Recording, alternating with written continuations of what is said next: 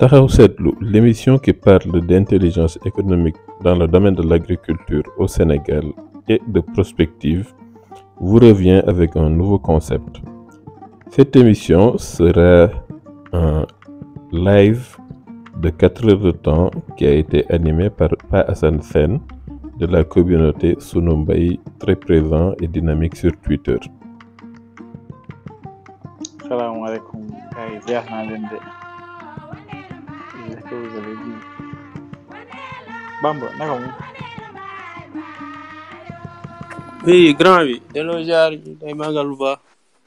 alhamdulilah sant yàlla bu baax a baax na boobu mi nangu ziar naka 1er mai bi Bon, ça va, on gère. bon aujourd'hui on va parler de l'accès à l'eau dans le monde agricole.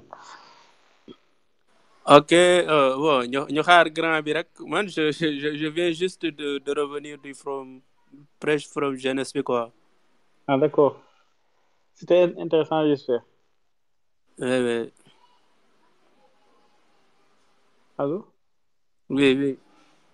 Mais Fobo, c'était quoi le concept? C'est-à-dire qu'il y avait des entreprises qui... Bon, le forum c'était c'est le forum mondial de l'économie sociale et solidaire. Donc on faisait tout d'abord la promotion des objectifs du développement durable. Et c'était au niveau mondial, quoi. Voilà, il y avait des stands pour tous les ODD.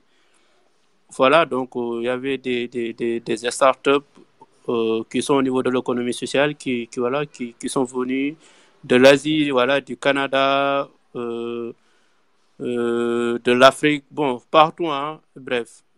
Il y avait des panélistes aussi, qui nous parlaient des sujets relatifs à l'économie sociale et solidaire, quoi. D'ailleurs, c'était ça. C'était juste la promotion, des ODD, quoi. Genre, refaire les choses à la base, quoi. Bah, c'est bien. Initiative d'impliquer les jeunes. Effectivement. Qu'il faut mettre en avant, quoi.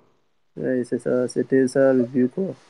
Parce qu'à chaque fois, moi, suñu politique yi mooy que ni ak moom c'est culturel chez nous dañu bëgg souvent mag ñi ñooy diriger alors que le monde day évoluer beneen jamono lañ nekk quoi.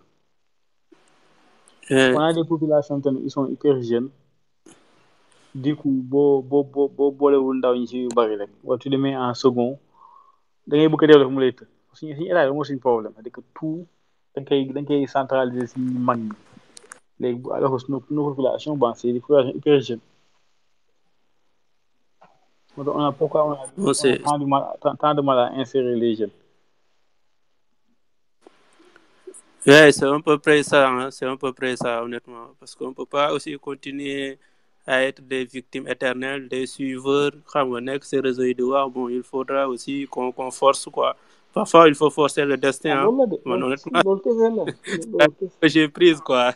Non, je suis d'accord. Moi, par exemple, on nous parle de tellement d'opportunités dans le monde agricole que généralement, ni capter financement, maintenant, il change parce qu'il y a beaucoup d'ONG et de structures nationales qui ont compris la démarche, quoi. C'est-à-dire qu'en Afrique, il faut privilégier les jeunes. C'est-à-dire que privilégier les jeunes, certes, mais on ne doit pas nous jeter en pâture. Après, ils vont se calmer. Ça doit être comme ça. Il faut que les choses se structurent. Parce que nous, j'accepte comme là, mon langue, moi, que par exemple, de papa, comme tu as dit, il y a des problèmes pour recenser nombre d'agriculteurs, nombre d'éleveurs. Avec jeunes, on peut changer la donne. Parce que la plupart des jeunes maintenant, ils sont connectés à tout ce qui est technologie nouvelle. Ça doit être, nous continuer la même chose. Tant qu'on est dans ce dilemme-là, on aura tout le temps, il met de l'argent, mais combien de gens vont le ressentir? Combien de personnes vont être impactées?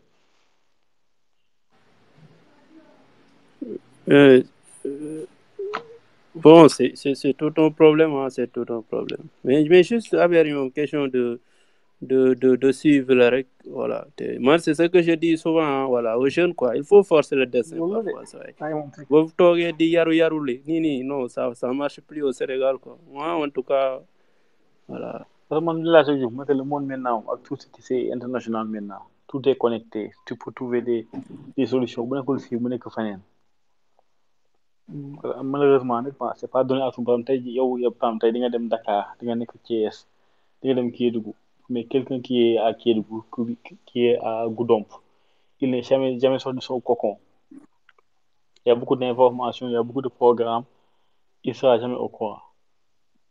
C'est ça, c'est un problème aussi. Nos États ils communiquent très mal ñu lay présenter programme ni ñu mën lancer campagne point final da nga koy xool si réseaux sociaux yi rek da nga koy xool ni dans la communication qu'ils font lancer nañ lii pare nañ ci alors que la communication ça doit être parce que jamono moo toll foofu noonu c'est-à-dire que les jeunes boo bëggee parce que même les pays occidentaux ils ont eu ce problème là parce que ñoo dem benn instant ils ont pas inclus les jeunes dans ce qu'ils font dañu dem benn instant il y a deux mondes qui s'est créé da ngay wax fii ñoom les jeunes ils ont leur monde à part tout ce que tu dis ça les intéresse pas et nos pays on est encore des pays sous bu ñu yeggee foofu noonu ça va être catastrophique état bi lu mu bëgg a def dafay def mais du gis kenn ko utiliser parce que les jeunes ils sont pas concernés démb on en parlait par exemple Proval par exemple Proval c'est un programme pour accompagner pour la création et ay points d'eau forage affaire yooyu noonu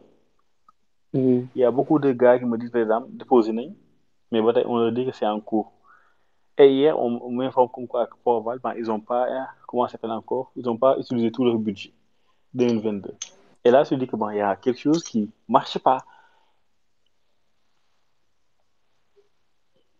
nuyu naa la de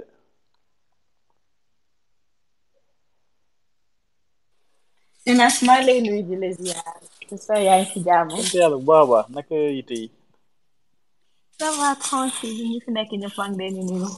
waaw tey daal dañu ñëw xam nga la question qui a comment ça s'appelle encore à $100,000 comment faciliter l'accès à l'eau dans le monde agricole. Par rapport au financement wala. Par rapport au financement par rapport à la mise en place et tout quoi. mais am na ay zones yoo xam ne peut-être pour ndox amuñu difficulté boobu ça dépend si yan zone la. ouais après bon c'est-à-dire que principalement c'est la zone de la vallée c'est eux quasiment qui ont pas ces difficultés là mais après bon la question qui se pose est-ce que c'est accessible pour tout le monde. déjà dëkk boo xamante ne ndox dañ koy couper quand même waxuma la sax ay mais ndox boo xam ne da ngay toog des fois toute la journée doo am ndox.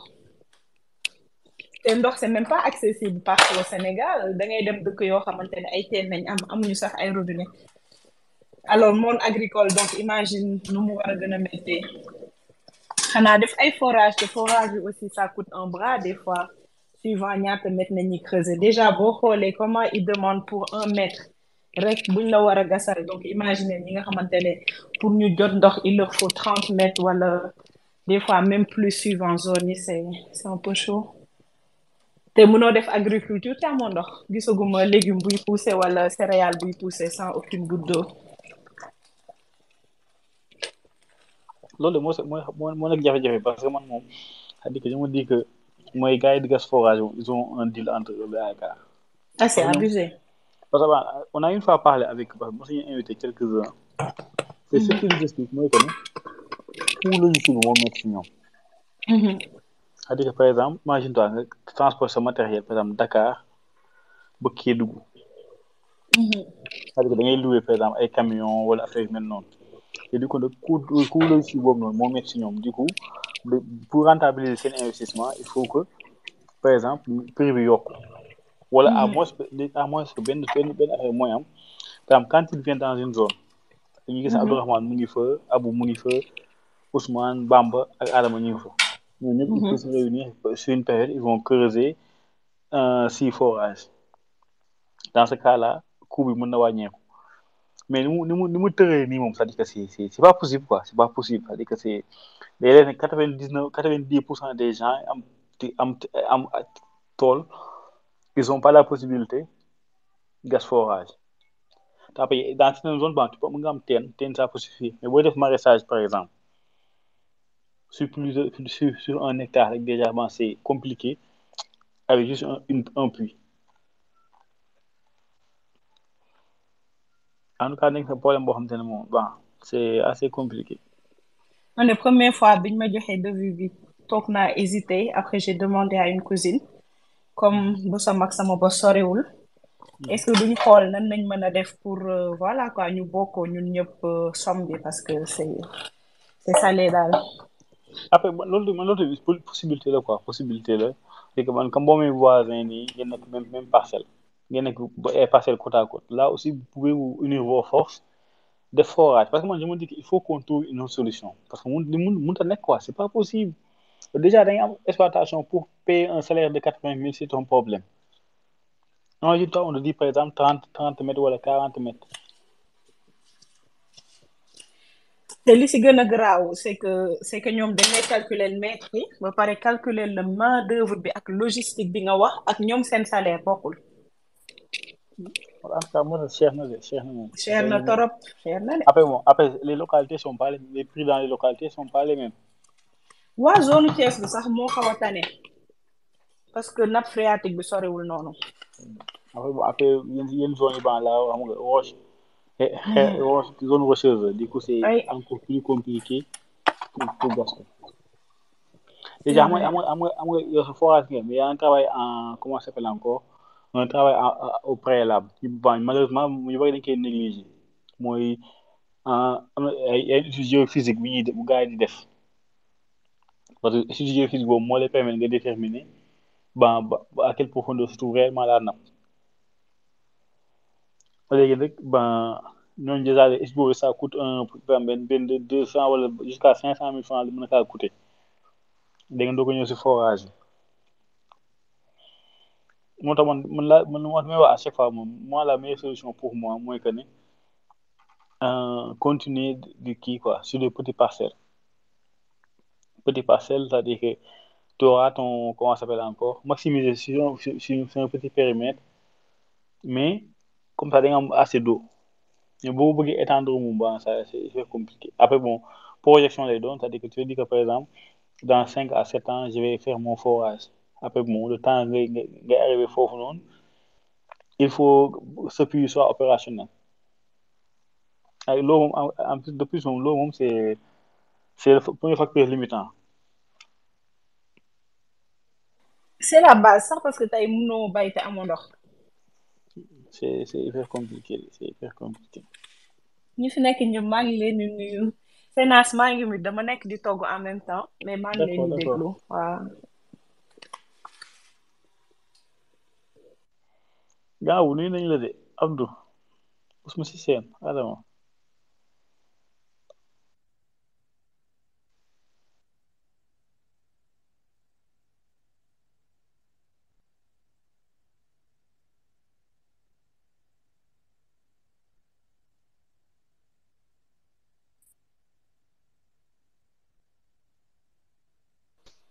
mais gëj naa fi nag Senas.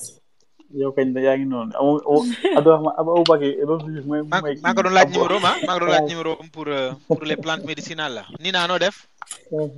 ça va maa ngi fi. Nina xooluma si écran bi dama nekk di togg kan moo nekk di wax. Aboubacry waaw ça va. ça va yaa ngi ci jàmm pourtant ñu ngi échanger si Instagram mooy bi nga defee podcast bi ma lay laaj ndax c'est disponible si Spotify ou pas. ok non j'ai pas fait attention man nag dama xam nga rek réseau yi ñoo bari des fois man nag ñoo xamante ne moom. waaw dama ciy rare moom man je suis plus Twitter que les autres réseaux quand même. benn Nina bi la. léegi il faut nga wax ma tamit man j'ai besoin de plantes médicinales ah yan nga ma mën a conseiller. graines yi nga soxla. waaw graines yi waaw graines yi wala recette wala graines yi graines yi ok loolu que dinañ si waxtaan am benn problème incha allah. ça sera avec plaisir. Senas envoyé na ma sa WhatsApp naa xool après si c'est nañ continuer wax sa incha allah. ah super. léegi Abou. mën nga m'envoyer message. incha allah. Il y a un premier exemple. Comment tu as fait pour gérer la question de l'eau? Très sincèrement. C'est que tu as eu beaucoup de j'ai des galères. L'eau, teen nga amul man dama njëkk am teen parce que bu ñuy commencer, on avait fait un teen traditionnel lañ gasoon. On avait au bout de 15 mètres, on avait de l'eau. C'était une eau douce, c'était une eau agréable. Et on s'en servait pour manguer Ndiki, ainsi de suite. Ensuite, les villageois du coin venaient boire là-bas, ainsi de suite. Mais après, bu ñu bëggee def maraîchage, on s'est rendu compte que quantité bu ñu bëgg duñ ko mën a am si forage boobu parce que après ndox mi bu jeexee da nga obligé xaaraat ten bu jeexee da nga obligé xaar mu rempliraat donc c'était un peu galère. On s'est dit qu'on va se lancer sur def benn forage. Mais les coûts étaient tellement exorbitants que j'ai eu pas mal de temps à attendre pour def ko parce que les premiers coûts c'était à 100 000 francs le mètre. C'était pas j'avais pas le budget. Donc, moi, ñuy galérer, bon, ça nous a quand même handicapé beaucoup de fois. À un moment donné, on s'est dit, ok, on se lance sur un truc de 30 mètres, à peu près négocié, bon, il à 93 000. Donc, c'était, moi, 93 000, PVC, malheureusement aussi. Peut-être, bon, à mon expérience sous forage. Donc, le gars, il est venu, il a fait un. Avant encore ça, on avait vu quelqu'un qui nous avait dit qu'à 60 000, il l'a fait. Donc, le gars m'a avancé quoi.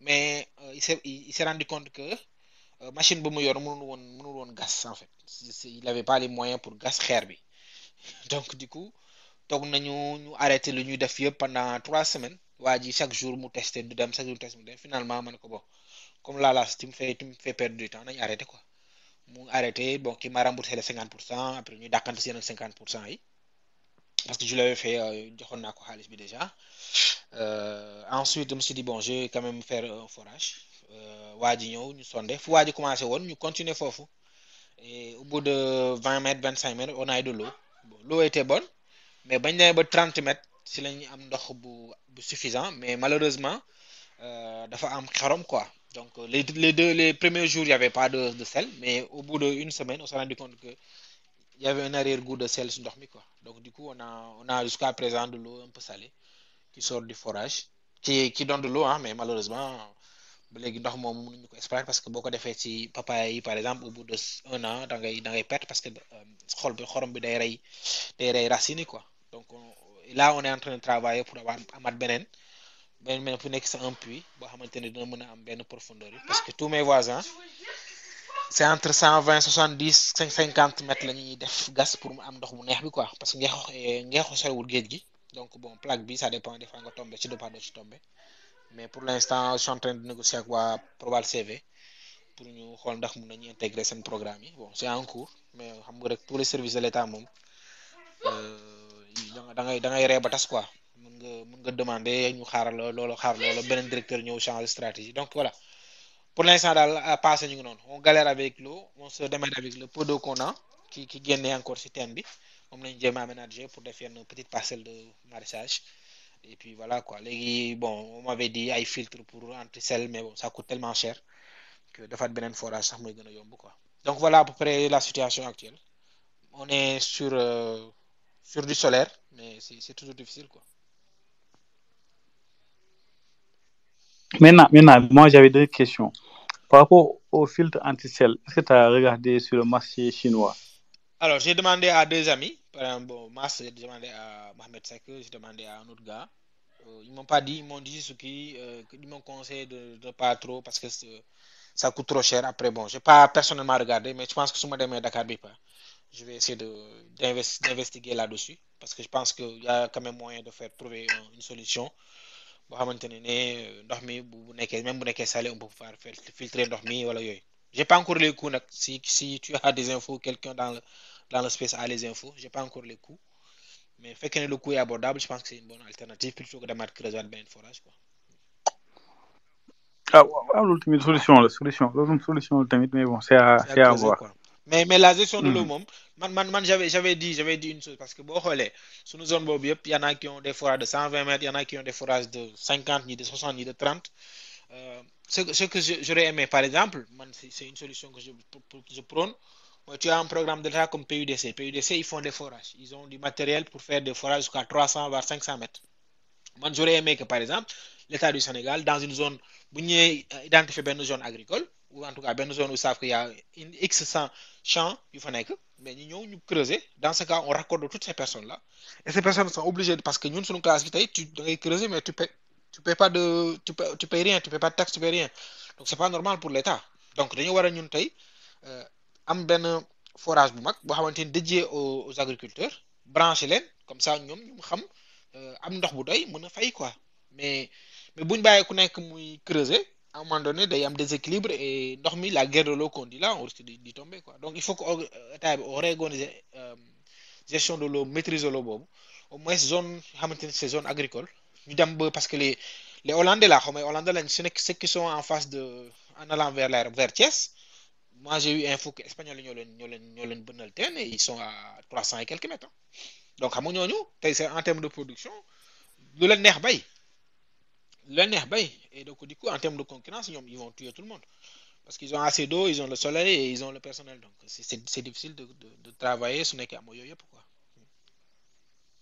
loolu ab man solution boobu noonu mooy que suñu pays bon solution yooyu c'est une très bonne alternative c'est-à-dire que déjà bon état bi comme sànq ni naa mu ngi koy wax parce que c'est l'exemple qu'on donne tout à l'heure c'est-à-dire que associé wu def benn forage c'est-à-dire que l'état bu mën a jël initiative boobu tamit c'est-à-dire que il fait def benn forage bu mag après bon ça comment ça s'appelle encore ay prix bord champ leen lay defal baykat yi mercure bu yomb comme ça ils peuvent utiliser juste pour l'exploitation mais malheureusement bon les programmes de l'État, il ne faut pas trop. Non, pour moi, c'est même pas une question de programme de l'État. C'est aussi le fait que nos États là, ils ont une ambition.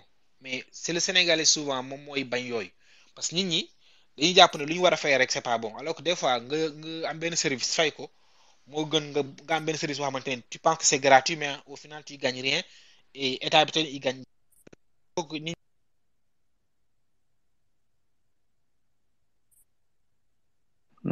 On l'a perdu si on m'appelle. Allô Bamba yaa ngi fi. C'est bon celui-là j'ai eu un appel ñëwaat na. Ah d'accord. Voilà donc il faut que nit ñi jàpp ne dañoo war a booloo am benn intérêt comme ce qu'on est en train de faire avec la coopérative pour que ñi nekk benn zone dem gisi le DRDR les gars la di écoute ñun ñoo nekk zone bi suñuy besoin lii lañ soxla mais ku nekk bu demalee boppam rek souvent luñ ci am du bari quoi malheureusement Sénégalais nag moom xamul travail en collectivité souvent nag ñun suñu travail c'est en individuel la quoi.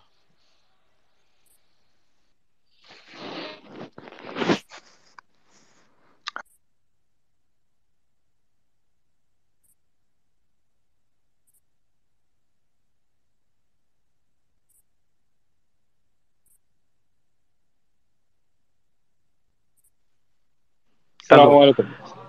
maaleykum salaam. saa yi ziar naa la. ah ziar naa la sana maa ngi jégalu de j'espère que affaire bëriwul bëri parce que ci laa nekk quoi instant yii nii. non ça va un peu ça va. maa ngi jégalu yéen Marocains yi ban j'ai comme écho que da ngeen am problème ndox yéen moom yéen tamit comment vous faites.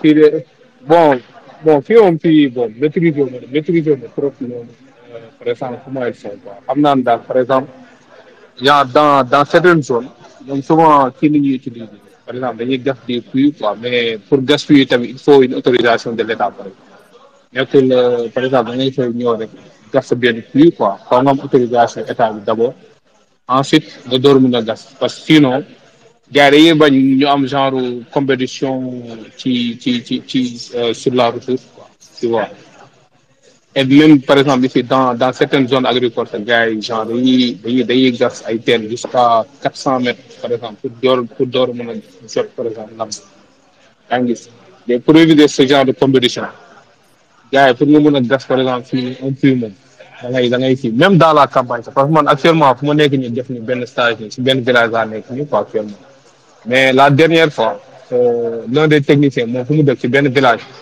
da nga doon laajte ma ne ko yow fi nga nekk nii la moo tax mënoon leen gas fii nii genre teen pour ñeeni arroser parce que ñoom dañ fa am benn genre jardin quoi Sénégal mu ne ma non en fait état bi permettre leen pour ñu gas foofu noonu quoi ma ne ko comment ça mu ne ma non parce que domaine état la donc amoo droit gas teen comme ni mu la nee foog nga am autorisation comme nga dóor mën a gas sinon mooy loolu parce que sinon tu auras des problèmes avec l'état loolu mu doon expliquer quoi mais man Sénégal j'avais une question en fait parce que j'en parlais avec un ami ma nga doon laajte ma ne ko par exemple un privé ndax un privé mënul ñëw créer par exemple benn entreprise buy def genre exploitation par exemple de l'eau moom mën na ñëw genre mu defar benn genre forage ci benn zone bi quoi peut-être benn zone agricole wala benn village léegi moom muy fournir village en eau gars yi di ko fay quoi en même temps muy fay par exemple taxe ci état bi yooyu loolu mën na nekk wala mënul nekk.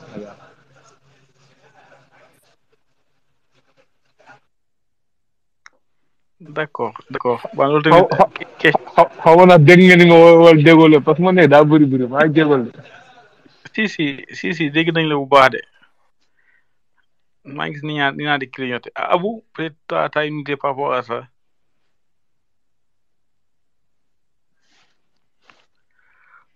Sénas déggu moon question bi s'il te plaît dama nekkoon si benn gaan ma jéem a woo la mooy question bi. C'est que lui il disait par exemple est-ce que c'est pas possible comme bien privé il comment dirais-je il creuse des forages après il fait payer ce service. Mais les privés le font au Sénégal les privés le font aujourd'hui le marché du forage bi c'est les Libanais ñoo ko yor les sirop libanais ñoom ñooy yor forage y a des Sénégalais qui en ont mais c'est les Libanais qui ont ça hein. Attends, je t'explique. C'est-à-dire que lui, ce qu'il explique, c'est-à-dire que, par exemple, comme c'est une entreprise qui fonctionne comme SDR, par exemple. Il va creuser ses forages et vendre l'eau aux villageois, par exemple. Ah, non, lol, xam nga état du Sénégal, par exemple, tout ce qui concerne l'eau rurale, dafa am ay appel d'offres là. Appel d'offres, il y a des structures qui sont créées, hein, des Sénégalais qui travaillent, ñoom ñooy fournir ndox dans les villages. Donc l'État met en place le forage. Après, ils mettent ben comité de gestion. Le mètre cube aux villageois. Il y a un prix fixé par l'État pour les villageois. Donc, non, les demain en fait. Sénégal, si nous avons un raccordement dans les villages, c'est comme ça que ça se passe. C'est qu'il y a un forage qui est creusé. Il y a un forage, c'est des privés. Par exemple, sur nos villages, nous, voilà, les gens de notre village, on se réunit, on dit, on fait un forage. Mais maintenant, pour dans le forage, il faut le monopompe état bi ñoo ne moom maintenant comme am ngeen forage xaaral ma def leen installation solaire les su ñu def leen installation solaire léegi ngeen am benn comité de gestion pour permettre à ce que ndox ñu bañ a yàqu ben villageois bu nekk di fay mètre cube temps donc maintenant il y a un comité géré à l'interne avec une équipe un trésorier ainsi de suite maintenant il y a d'autres organisations de l'État que l'État a mis des privés sénégalais ñoom tamit loolu la ñuy def ils vont dans les villages ils raccordent les villages c'est ay forage loolu am na Sénégal déjà hein. Mais de base, c'est essentiellement destiné à la consommation. Ouais, c'est pas destiné à l'agriculture. C'est destiné à la consommation voilà, familiale, quoi. C'est pas destiné à l'agriculture. Beaucoup de zones de ñaay bi nga xamante ni ñoom dañuy am ay forage yoo xamante c'est destiné à l'agriculture. Ñoom tamit dañu am seen montant dédié pour l'agriculture. Pour le mètre cube quoi. D'accord. Déjà, c'est que le monde est compliqué. Déjà, on n'a pas encore assez d'eau pour les besoins du quotidien. waxtuma agriculture doogu ñëw c'est déjà moo njëkk nekk handicap bi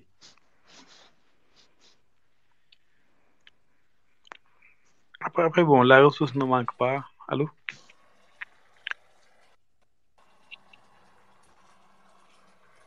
Nina waa xam nga la laa doon proposé pour beneen yoon bu ñu matee sujet bi ma invité sama benn connaissance bu tudd Malène Gueye moom si domaine bi lay yëngatu forage yi xam nga je pense que ajouté woon naa ko si beneen groupe bi déjà. si pourtant amoon naa invité dañoo disponible la. mais ok avec plaisir. mais léegi man dinaa la envoyer contact am parce que moom si domaine boobu la nekk te xarañ na si te en plus day voyager partout toujours day jéem a xool ay solutions te ba pare day aider aussi bu baax si domaine agriculture bi. te liggéeyam loolu la ci forage yi et autres ak yeneen installation solaire et tout. dafa am entité Sénégal dafa am entreprise am Sénégal. si am na entreprise Sénégal. des partages ça peut être intéressant. léegi Sénas maa ngi lay jox contact am nga ajouté ko ci groupe bi directement WhatsApp. d'accord y a pas de souci Okay. mais Abou léegi par rapport kii comment ça s'appelle encore. panneau solaire yi. waaw maa lay déglu. Panneau solaire est-ce que c'est vraiment efficace par rapport ak tes besoins. Non panneau solaire très sincèrement c'est efficace wax dëgg fa yàlla c'est très efficace panneau solaire man defuma sax ay dama def comment on appelle je fais du direct je fais pas de stockage. Je fais pas de stockage parce que ça coûte cher de faire le stockage j'ai pas besoin de stocker.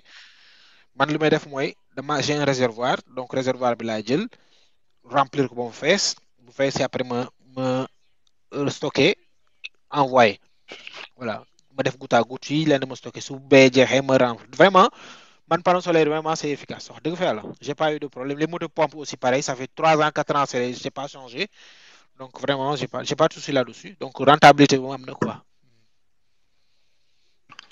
Ah, super. Parce que à chaque fois, moi, j'étais un peu dubitatif. Mais est-ce que, comment on a du soleil à Très 100%, sincèrement ça doit être... man je vais même augmenter parce que léegi ni sama boy j'ai deux ouvriers sur le site ñoom ku nekk si ñoom defal naa leen benn quasiment ventilateur am nga ventilateur si biir nekk boo xamante ni ça tourne au solaire là on va passer peut-être à un frigo voilà on va essayer d'aménager le maximum possible pour que booy nekk à l'aise mais avec que des panneaux solaires avec que de l'énergie solaire je mettrai voilà de l'énergie solaire des batteries voilà j'ai que des lampes solaires dans tout le champ j'ai que des lampes solaires maa ngi nii su may demaat aussi damay jëndaat ay lampes solaires yoo xamante ni c'est avec des détecteurs c'est vraiment pratique hein très sincèrement c'est pratique poulailler bi aussi pareil c'est des détecteurs avec des lampes détecteurs si biir poulailler bi il charge la journée la nuit il s'allume toute la non c'est pour moi c'est dommage que dans nos pays là on mise pas sur le solaire mais il y a un potentiel énorme hein. Tout ce qui est éclairage public, parce que moi, bon, quand je suis venu la dernière fois, là, vraiment, quoi, moi, même si c'est une curie, c'est une bête avec solaire, on devait régler notre problème. C'est-à-dire que on devait être équipé de solaire. Moi, je dis que je mise vraiment. Il y a un grand programme de l'État nag wax dëgg fa yàlla sur les panneaux solaires dans les communes. Il y a un très très vaste programme boo xamante ne boo demee biir réew mi si tu vas à l'intérieur des pays il y a la plupart des communes ñoom que seen zone yi am na ils sont dotés de panneaux solaires pour tout ce qui est éclairage public quoi loolu moom gis naa ko ci dans mes missions di génn gis naa ne gars ils ont beaucoup investi là-dessus c'est pas assez nag parce que souvent on le met que dans les grands axes mais je pense que war nañ mën a tey former boy yi pour def les photovoltaïques au Sénégal les monter au moins voilà il faut vraiment investir là-dessus sur l'éolien le photovoltaïque pour que non seulement mu nekk ay débouchés pour permettre à beaucoup de jeunes de pouvoir y travailler parce que le potentiel est là mën nga installer mais aussi mën nga réparer parce que il faut réparer il faut entretenir c'est pour moi une niche d'emploi yu mag la bu baax sax bu baax Abdou nuyu nañu la de noo def. Oui, fay naa leen. J'espère que vous allez tous bien. Alhamdulillah ba yaa ngi si jàmm. Oui, alhamdulillah. Ouais, je voulais juste signaler en fait que même dispositif au niveau du Maroc, c'est disponible au Sénégal également pour tout ce qui est ouvrage de captage, donc comme puits, comme forage également. Bon, c'est vrai qu'en Akfimom, les gens ne respectent pas forcément le fait de déclarer, d'avoir une autorisation et tout pour les forages et les puits, quoi. Loi yi moom bind nañ ko loi législation. Yeah, exactement. Loi législation c'est comme avec les produits phyto là, il y a toute la législation qui est rédigée. Exactement, parce que problématique c'est vraiment réel dans cette zone-là de tout ce qui est Sandiara et autres. La nappe est vraiment plus ou moins surexploitée, quoi. Donc, je pense que peut-être dans les années à venir, ça va vraiment être une problématique. Oui, après, on ne laisse pas trop la nappe se reposer aussi. Exactement. Et bon, déjà bon, pour contextualiser, parce que nous, on est dans un pays sahélien, c'est-à-dire que la pluviométrie, c'est juste sur 3 mois. Maintenant, bon, je dirais que c'est 2 mois, parce que quand tu écart comme si pendant l'hivernage, écart nous presque 1 mois d'une perte sans pluie. Du coup, on se retrouve avec 2 mois de vrai hivernage. Et ces 2 mois-là, c'est vraiment insuffisant, ce qui rend l'agriculture vraiment très, très limitée, dans le sens où, par exemple, quand je prends l'exemple des cultures maraîchères, par exemple, où les besoins en eau sont énormes, du coup, on se retrouve coincé à faire du maraîchage que dans la zone de Niayes et dans la zone nord de la vallée. Et l'intérieur du pays, c'est-à-dire que on fait principalement des céréales. Et les céréales, on les fait que l'hivernage. Du coup, moi, je me dis que est-ce que c'est vraiment intéressant dans un pays de faire l'agriculture que sur 4 mois? Moi, je me dis que bon, ça, c'est pas autosuffisant, ça va être très difficile d'atteindre. Après, Abou, je sais. Vas-y, Abdou. Ouais. Bon, c'est vrai qu'il y a une concentration, surtout dans les Niayes. Mais après, c'est vrai que de plus en plus, les gars, ils commencent un peu cette diversification-là. Parce que je sais que maintenant, dans la zone centre, on parle beaucoup de mangue, d'oignons même également. Même zone où Tambabe également, tout ça également. Bon, il a commencé à soble à faire non.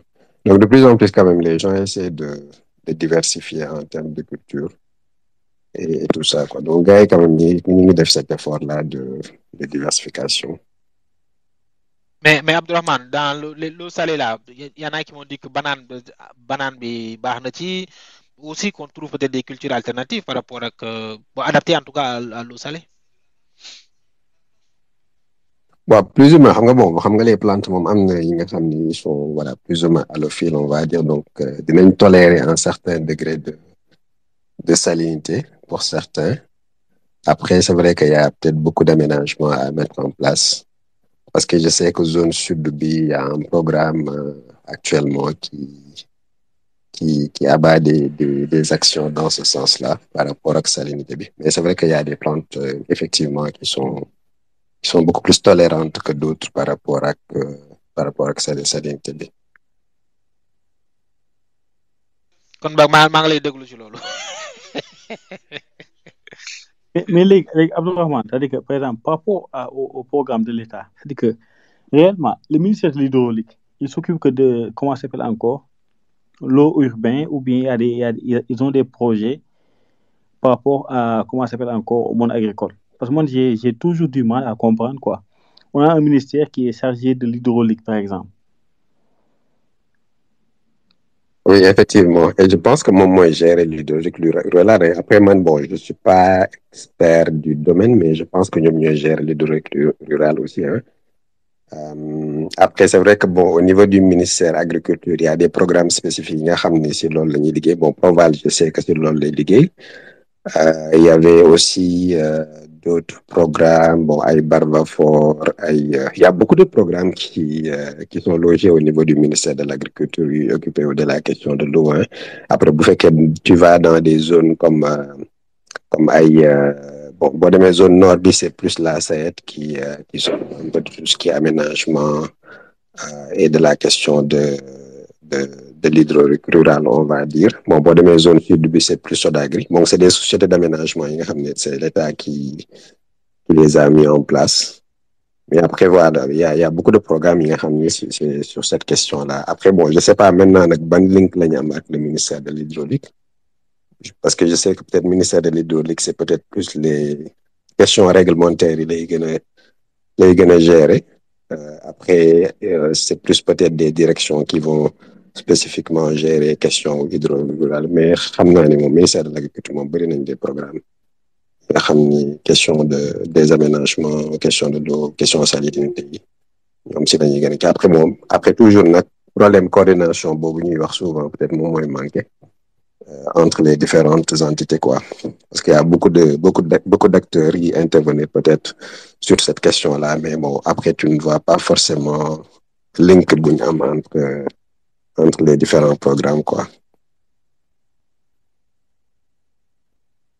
Muy problème communication bi ñuy wax à chaque fois rek mooy ñëwaat quoi c'est entre eux quand même placé pour en parler maintenant par exemple, quand je prends l'exemple de la vallée c'est la question qui me revient qui me taraude l'esprit à chaque fois moi que l'exploitation du fleuve Sénégal c'est-à-dire quand je pense je sais que par exemple Saïd ils sont bien sur la zone la région de Saint-Louis mais est-ce que Saïd est aussi présent sur la région de Matam par exemple? Oui, bien sûr. En fait, nous allons couvrir toute la zone nord. Hein. Donc, Saint-Louis, Matam jusqu'à Podor même, et Bakel même, en fait, fait partie de la zone d'intervention. Donc, les zones, ils ont de couvrir, en fait. Après, ils ont des délégations, en fait. Donc, sur chaque zone, bon, si je ne me trompe pas, en fait, il y a des délégations au niveau de Saint-Louis, de Bakel, de Matam. Donc, nous avons plus ou moins coordonné un peu les actions au niveau de chaque zone. Après, bon, c'est plus des aménagements qu'ils font et aussi, voilà. Donc, mais ils couvrent toute cette zone-là. Hein. Parce que nous l'avons remarqué, bon, ils font, par exemple, comment ça s'appelle encore? Le monsieur de la Saïd, récemment, moi, sur l'agriculture, il a présenté ce qu'il faisait. Après, je me dis que bon, c'est que les gens, ils essaient de faire les moyens du bord, quoi. Après, bon, la vraie question, c'est comment on doit faire maintenant pour l'intérieur du pays? Ouais, bon, c'est vrai que moom zone yooyu spécifiquement am nañu une société d'aménagement. Léegi nag bon, c'est vrai qu'il y a peut-être même une partie bi nga xam ni c'est l'ANAT, bon, l'Agence nationale de l'aménagement du territoire, peut-être moom moo koy gën a gérer. Après, je sais pas ban coordination moo am entre ANAT, ce que ANAT fait et ce que les autres sociétés d'aménagement, ce qu'ils font. Mais peut-être, voilà, côté zone centre, il y a une zone, peut-être c'est plus l'ANAT qui est en train de faire des choses là-dessus. Mais toujours, mon problème de coordination, day ñëwaat rek toujours entre les différentes interventions. Parce que intervention yi bëri nañ, acteurs yi bëri nañ, mais on a l'impression que chacun fait de son côté, quoi, finalement.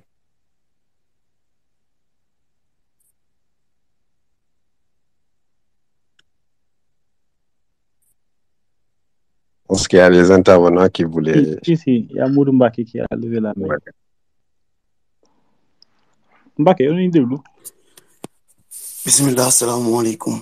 maa ngi ziar Maaleykum pour leen tuubal di jégul wat di baalu ak di tuubal bu baax ci sama ñàkkum taalibe ak yu nu mel maa ngi tuubal ñëpp di tuubal suñu borom tamit yal nañu yàlla doolu jégal. Bon, Amiin. le thème est beaucoup plus intéressant que fascinant. Bon, sincèrement. Et que je voulais, bon, maanaam ci njëlbal daal ma wax ni je ne suis pas benn spécialiste en la matière. Mais bon, la question de l'agriculture dafa nekk benn question boo xam ne tey jii nii question bu sanglante la maanaam bu ñu demee tey jii ci suñu réew mooy Sénégal. Pour rappel rek, bon, duma jéem a tamit politiser sama kàddu maanaam ci bokk na ci tënku njiitum réew gi tuddee ko plan Sénégal émergent. maanaam bokkoon na ci benn volet boo xam ne mu ngi ko tuddee woon maanaam volet agriculture. amoon na ndeysaan benn citation bu mu ci jàppoon sax ba mu naan xawma lan si tout le monde s'y met d'ici un peu nous allons changer radicalement le Sénégal grâce à l'agriculture. C'est juste que pour dire que bon, le volet agriculture dafa nekk loo xam ne tey jii nii lu am solo la ci ndëkkum Sénégal daal. ndaxte quoi qu'on puisse dire dafa nekk loo xam ne tey jii nii mooy principal pièce motrice boo xam ne tey jii nii Sénégal mun na fa jaar ngir suqaliku. Mais man dama amoon ay piste de réflexion yoo xam ne je décline toujours que nekkul suma spécialité. benn bi mooy bon, Sénégal dafa nekk dëkk boo xam ne quoi qu'on puisse dire dafa nekk un pays boo xam ne l'agriculture comme ni ma ko waxee rek dafa nekk benn enjeu boo xam ne bu vivant la. Man par rapport question bi ngeen di poser rek moom lay répondre de façon détaillée. benn bi bon, je suggérerais mooy à ce qu'on utilise des techniques d'irrigation yoo xam ne tey jii dafa moderne en fait. mooy première piste bi maanaam irrigation moo nekk technique boo xam ne day permettre à ce que ñun ñuy am ndox maanaam ci wàllum mbay mi et que de façon vivable, de façon boo xam ne tey jii nii lu régulière lay doon quoi. benn ñaareel bi tamit il faut que état bi tamit surtout le ministre, bon, je vais parler de façon générale, le ministère de l'agriculture ak wàllum yor tamit wàllum équipement rural bi mettre en place tamit benn place boo xam ne tey jii nii day permettre à ce que ñu ci stocker ay ndox quoi qu'on puisse dire. Parce que sànq am na benn waaju ko doon wax ñun suñu milieu agricole bu ñu xoolee fondamentalement dafa basé wu sur la pluviométrie xaw ma ndax noonu la xaw ma déet waaw su ma jum noonu la ma ne noonu la noonu waaw ngeen baal ma mooy bu diisee damay xaw a càng waaw boobooy deuxième piste bu may joxe rien que rek pour répondre, bon, essayer sax lay wax pour jéem a répondre question yi. waaw beneen bi tamit mun naa ni il faut que tamit ñu jëmmal ay matériel yoo xam ne tey jii nii dinañu permettre à ce que ñu lutter contre la sécheresse. Parce que bon, quoi qu'on puisse dire, la majeure partie des pays africains souffrent de cette anomalie c'est très important. Waaw, parce que bon, l'agriculture est par nature incompatible avec maanaam cloisonnement ou sécheresse bi, avec l'avancée de la sécheresse, quoi qu'on puisse dire. ñeenteel bi foofu laay tënkee kàddu gi loolu c'est beaucoup plus maanaam ci initiation bi la rien que pour mun a former à nos agriculteurs maanaam ñu def benn éducation boo xam ne tey jii nii c'est spécifiquement basé sur l'action et la gestion de l'eau face à l'agriculture. À quoi l'eau peut-il apporter l'agriculture? Peut-elle du moins apporter à l'agriculture? Donc, voilà les principaux kii waay point yoo xam ne tey jii nii man ci sama xalaat bu gàtt te soriwul rek maanaam bëggoon naa ko dénk daal waaw ba maa ngi delluwaat rek dem taaxirlu teewluwaat maa ngi tuubaat bu baax ci kàddu gi di tubal suñu borom jërë ngeen jëf.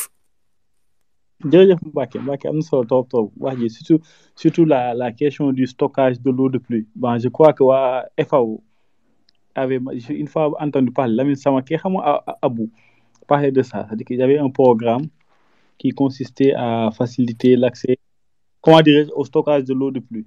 Ça aussi, ça peut être une solution. Parce que moi, je me dis que... Bon, je vais en parler vite fait comme Yangi. Ça m'a micro dit qui. Wow, c'est un programme qui s'appelle 1 million de citernes pour le Sahel. C'est un programme qui est inspiré du Brésil. C'est Lula qui avait lancé ce programme au Brésil. Et donc, c'est un programme que la FAO a récupéré et donc qui est lancé pour le Sahel. À savoir, ils veulent construire 1 million de citernes pour le Sahel. Le principe, c'est de construire des citernes, deux types de citernes. Tu as des citernes qui sont dédiées à l'agriculture, donc ils vont faire à peu près entre 150 voire 200 mètres cubes. Et tu as des citernes qui sont dédiées à la famille, à la consommation, au micro-jardinage et aux animaux, qui est autour de 50 mètres cubes. Donc l'idée, c'est les citernes qui sont dédiées aux producteurs, surtout aux femmes, sont enfouies. Donc dañ koy enfuir. Yu nekk yu ci kii nag ñoom dañ koy génne quoi avec un robinet sortant. Maintenant, on construit des hangars et les hangars réceptionnent l'eau de pluie. Donc l'hangar réceptionne l'eau de pluie et la draine ko ci citerne bi. Donc bu ko drainer citerne rek ñu stocké ko pendant la période de l'eau de pluie et on s'est rendu compte qu'au bout de 3 mois, voire 4 mois, 6 mois après, les femmes continuent à utiliser cette eau-là pour du petit maraîchage.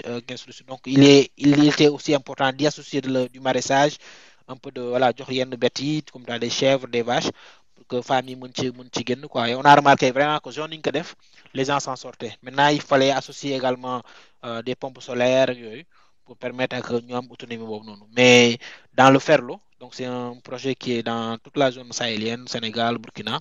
Mais Sénégal, nous sommes un peu instant on en a mis beaucoup au Sénégal. Le Bénin, le Burkina, le Mali, et même il y a le Togo qui avait demandé à intégrer, ainsi de suite. Donc c'est un programme test qui a bien tourné avec la coopération italienne. Donc FAO West Africa, FAO Sénégal, nous avons déroulé. Et ça a permis quand même de stocker pas mal d'eau, quoi. Donc c'est à peu près ça le projet. En tout cas, c'est des choses à encourager. C'est vraiment des choses à encourager. Après, c'est-à-dire que ce qu'on peut faire, c'est-à-dire que on l'a fait avec les céréales. Parce que moi, je sais que personnellement, que Israël, ils ont fait beaucoup de travail par rapport aux drugs, sécheresse. C'est-à-dire l'adaptation des variétés par rapport à la sécheresse, tout ça. Ils ont fait beaucoup de choses. Et il y a des travaux qui sont concluants.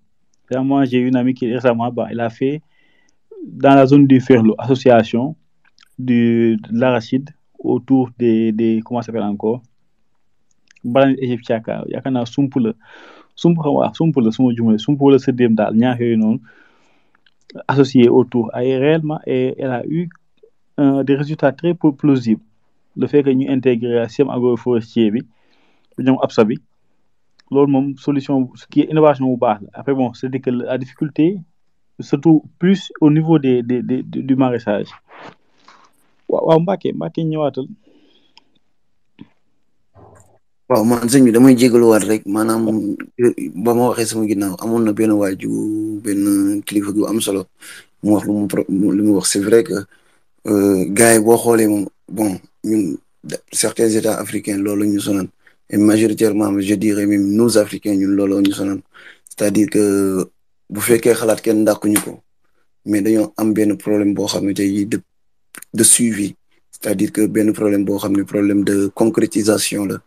bari na ay plan bari na ay réflexion bari na ay action yoo xam ne tey jii ne entamé nañ ko ngir jëmmal ko ci wàllum agriculture ak yeneen domaines yoo xam ne tey jii ni qui sont hors agriculture, mais bu ñu xoolee problème bi mooy day nekk ay affaires yoo xam ne dañ koy dem mu doon ay convention yenn saa yi mu doon ay affaires yoo xam ay accord lay doon, mais le problème mooy pour gars yi jëmmal ko mooy doon problème.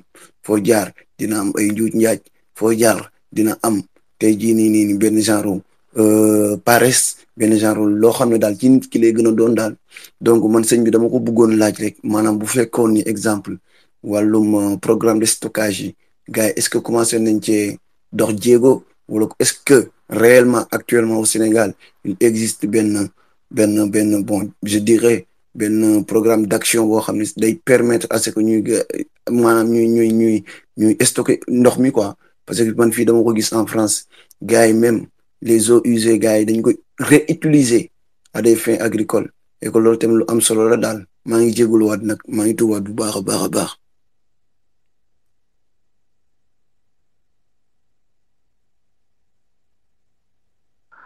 loolu sa question boobu moom Khalifa moom il est placé pour le répondre, parce que sànq muy foon au début mais dafa génnaat, mais da nga koy dégg ni bu ñëwaatee xam naa naa ko posé, parce que question bu am solo la, parce que bon réutilisation des eaux usées pour l'agriculture bon alternative la.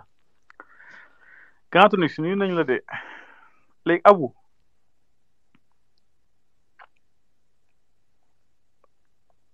Allô. Senas. yaa may waaw dégg. kii waaw maa lay dégg. moi je disais par rapport ak kii bi parce que kii Mbacke mu ngi koy mooy par rapport ak système irrigation bi. toi tu fais du goutte à goutte wala aspersion. non goutte à goutte laay def, mais pas tout le temps. Une partie goutte à goutte quoi, une partie c'est arrosage avec le câble quoi. est-ce que c'est économique. waaw non c'est intéressant hein. C'est intéressant, mais dama koy tontu déjà si par rapport ak kii bi si programme bu mu wax noonu. Effectivement c'est un programme qui se déroule hein, qui se déroule un peu partout hein. on a sorti dans des zones yoo xamante ni dans le Ferlo man dem naa zone yoo xamante ne amuñu woon dara ci ndox, les grâce au système de stockage de rétention d'eau là ça c'est pas mal hein. C'est la FAO, c'est pas l'État du Sénégal, donc c'est la FAO qui le fait.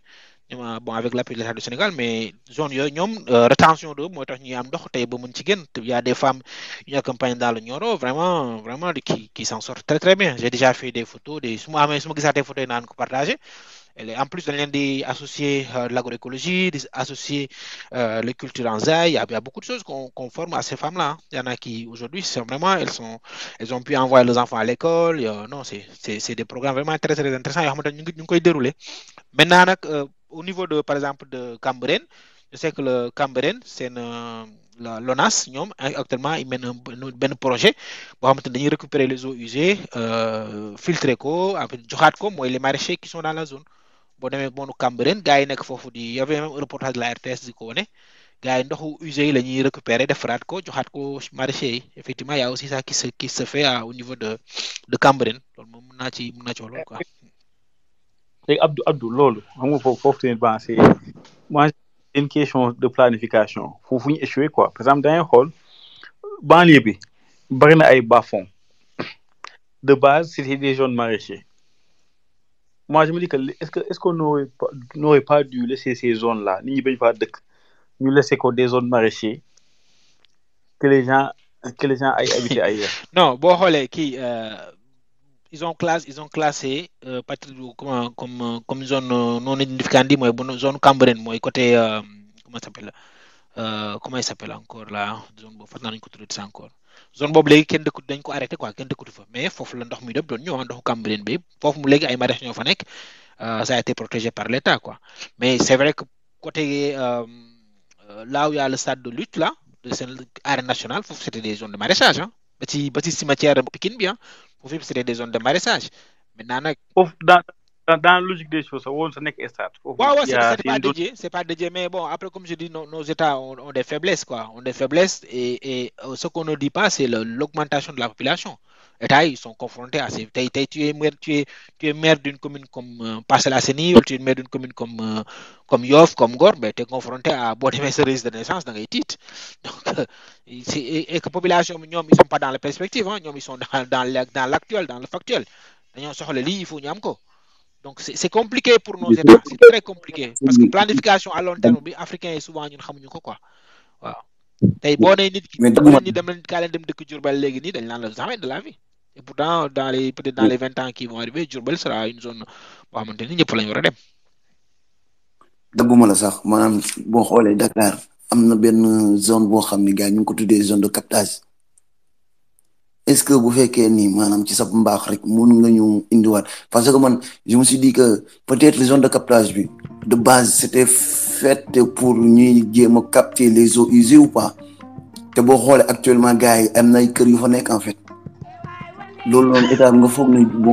En réalité foofu ça s'appelle zone de captage des eaux pluviales et usées c'est ça gars yi dañ ko limiter ce captage bi mais c'est ça son rôle c'était de capter les eaux usées et pluviales qui buy jógee biir ville di ñëw di wàcc foofu man je suis né à Grand Yoff je suis né pas loin de là-bas foofu c'était des ay ngandim tool fa nekkoon ay bassins yu extraordinaire ndox mu dul jeex usine SONES bi fa la nekkoon y a une usine de la SONES pas loin foofu ndox kese la woon ndox kese nit mënu fa woon dem c'était pas possible nit dafa dem mais man quand je suis revenu au Sénégal j'ai vu que gars yi ñu ngi fay xëccoo ay kër man sama bopp dama tiit je me suis dit mais c'est pas possible comment fii lañ fi mën dëkk que ce soit gis nga boo jugee Castor canal bi fu mu nekk Castor ba si ginnaaw ba autoroute ba foofu yëpp c'était àll la woon ba ginnaaw CTO le premier bâtiment bu ñu fa defoon c'était peut-être CTO bi la woon CTO bi lañu fa defoon mais si ginnaaw yëpp ay àll la woon temps booy kenn ñemul woon sax dugg foofu noonu ay yenn certaine heure tellement c'était pas possible di dugg fa dugg yenn heures yi mais malheureusement aujourd'hui c'est devenu une zone habitée mais avec toutes les conséquences que ça a fait tey gis ñu fa nekk ay paludisme yu dul jeex ay inondations ay yooyu donc après c'est comme je dis c'est des choix ça a été fait par le président Wade mais sénégalais moom souvent terrain moom du ci xool leneen lu dul dëkk voilà du ci xool environnement du ci xool accessibilité moom na am fu mu tabax rek voilà après les conséquences il va gérer et c'est en train de penser ñi dañuy tey nit da lay ñëw na la terrain bu baax fu mu situé wu nga ne toog nga ndax angle waa nga jënd yow xooloo ndax c'est assaini xooloo ndax don mais tu dis que yëpp dina ñëw après donc conséquences yi mooy famille yi ñoo koy subir tey boo demee zone de captage les maisons mënoo ko laal j'ai vu que récemment gars yi wax ay kër 1 million et en zone de captage 1 million l'appartement par mois c'est indécent mais bon c'est comme ça c'est le Sénégalais moom kër rek quoi. Après, Abou, moi je me dis que même si c'est vrai qu'il y a une pression démographique, mais l'État est censé de planifier. Par exemple, moi je donne un exemple, la zone de Maris, par exemple. Chaque jour que des gars Maris disent casse et yo. Par exemple, dans la logique des choses, zone Bob, c'est la même zone que Cambodge. C'est la même zone, hein? C'est la même zone que zone de captage. Ouais. Exactement. C'est-à-dire que toutes ces zones-là, c'est-à-dire que c'est bas fond. Parce qu'une fois, il est dans les embouteillages. Zone boobu ndox bi daan daje foofu noonu muy dem géej mais aujourd'hui ça dit que pourquoi on l'État laisse faire quoi et le pire que c'est des gens qui sont dans l'État généralement qui sont derrière des projets pareils. xam nga affaire bi on le dit souvent l'État c'est nous hein c'est nous Sénégalais c'est ça l'État léegi nag dafa am ñenn su ñun ñoo xamante ne ñoo jubadi bu leen yàlla dimbalee nattuñu ba ñooñu jël nguur gi eh bien jubadi boobu day continuer parce que nit bu jubadi moom da nga jubadi rek que tu es dans le pouvoir da nga jubadi donc il profite de la misère des gens aussi de ce fait que diaspora bi ñu bëri si diaspora bi ñoom xamuñu situation réelle bi dañ leen naan terrain maraîcher kii nañ ko déblayer nañ ko baax na rek nga jënd xamoo doo laajte passé bi doo xalaatee parce que yow ce qui t'intéresse mooy avoir un bien à Dakar donc fu ñu la wax rek donc la plupart de ces maisons là souvent c'est des gens de la diaspora ñoo ko jënd à des coûts yoo xamante ne c'est exorbitant voilà Sénégal lañu naan il faut toujours nga investir si kër donc les gens ils achètent des terrains ils achètent des boo demee ay Kër Massar ay kii c'est la même chose c'est beaucoup de gens de la diaspora sama mbokk Haalpulaar yi dañ leen wax terrain mi ngi fi rek nga dem jënd donc Dakar la c'est suba nga mën ko jaayaat wala mën ko def immeuble wala nga jaay ko donc les gens ils regardent pas le cadre de vie ñoom c'est l'opportunité maintenant nag associé à des gens de malhonnêtes au sein de la structure de l'État que ce soit les mairies que ce soit l'État central eh ben ça donne ce que ça donne maintenant population bi tey peut-être ñu ngi commencé conscientiser nit ñi ci zone inondable yi ak yooyu ak noonu mais c'est la population qui se laisse faire en France mënoo def loolu parce que l'organisation fait que man balaa may jënd kër une maison c'est un investissement pour la vie donc il faut mu assurer wu que li may jënd gain am na jeexital mais le Sénégalais moom comme moom dëkku fa moom da koy louer il s'en fout il se dit que man de toute façon dëkkuma fi voilà su ma ko jënd dem ko louer ñi fa jënd pour seen famille dëkk fa aujourd'hui ils galèrent ñu bëri ñu ngi bëgg a jaay dem mais c'est difficile parce que cadre bi dem dëkki feneen combien ça va nous coûter ainsi de suite donc ils sont dans la désolation. mais c'est que aw doguma sa mais imagine il faut que ñu jël benn 5 secondes de recul c'est-à-dire que nous on a déjà un problème d'eau par exemple le pire dans tout ça mooy que ñun on a laissé les zones arides dem habiter dans les zones inondables c'est-à-dire que des fois du que ñun li ñu dal ñu ko teg suñu bopp c'est-à-dire que y a des zones il y a pas ce problème d'inondation mais tey jii avec bon c'est-à-dire que le malheur mooy que on a fait Dakar notre capitale mais dans la logique des choses Dakar warul nekk capitale parce que toute la zone des Niayes c'est-à-dire que ça devait continuer par exemple je prends tout le long de la côte nga jëlee Ouakam tout le long de la côte ba Mboro tout ça on devait laisser dugg si banlieue bi yëpp daf ko ay zones maraîchères il devait avoir que ça. mais xam nga pas on est confronté à deux choses xam nga tey boo demee côté zone Malika bi par exemple Malika ba Yoff yooyu dañ naan lébu yi ñoo ko moom donc lébu ñoo jaay lu leen neex ak ku leen neex ki mu bëgg jaay ku mu bëgg jaay y a des zones yoo xamante ni lébu yi ñoo moom seen titre foncier donc ñoom ñoo jaay ku leen neex léegi état bi nag joué wu rôle bu mu war a joué mooy rôle ne fii c'est des zones yoo xamante non aedificandi kenn waru fu dëkk mais on a eu période d'épisode yoo xamante ni c'est des épisodes sécheresse la zone yoo nga xamante ni pendant 2 ans 3 ans tawul donc ces zones là sont devenues carrément voilà kenn ndox amatul ñax amatul dara boo xoolee c'est ce qui passé à Pikine côté fu ñu naan Pikine comment on appelle encore ki ci booru stade Amadou Barry mais zone boobu noonu mais saa yi c'est Gounass voilà mais zone boobu saa yi yi muy noor muy nawet yaa dullu da ngay xëcc sa ndox mu am ndox da ngay toog fu nga toog mu ngay tooy. exactement mooy je veux dire soofu donc c'est humide toute l'année feebar yi dul jeex mais loolu tey le courage c'est de dire fii kenn mënu fi dëkk on casse tout on recase c'est ce qu'ils ont essayé de faire parce que ñi dëkkoon côté boobu ñoo leen di yóbbu jaxaay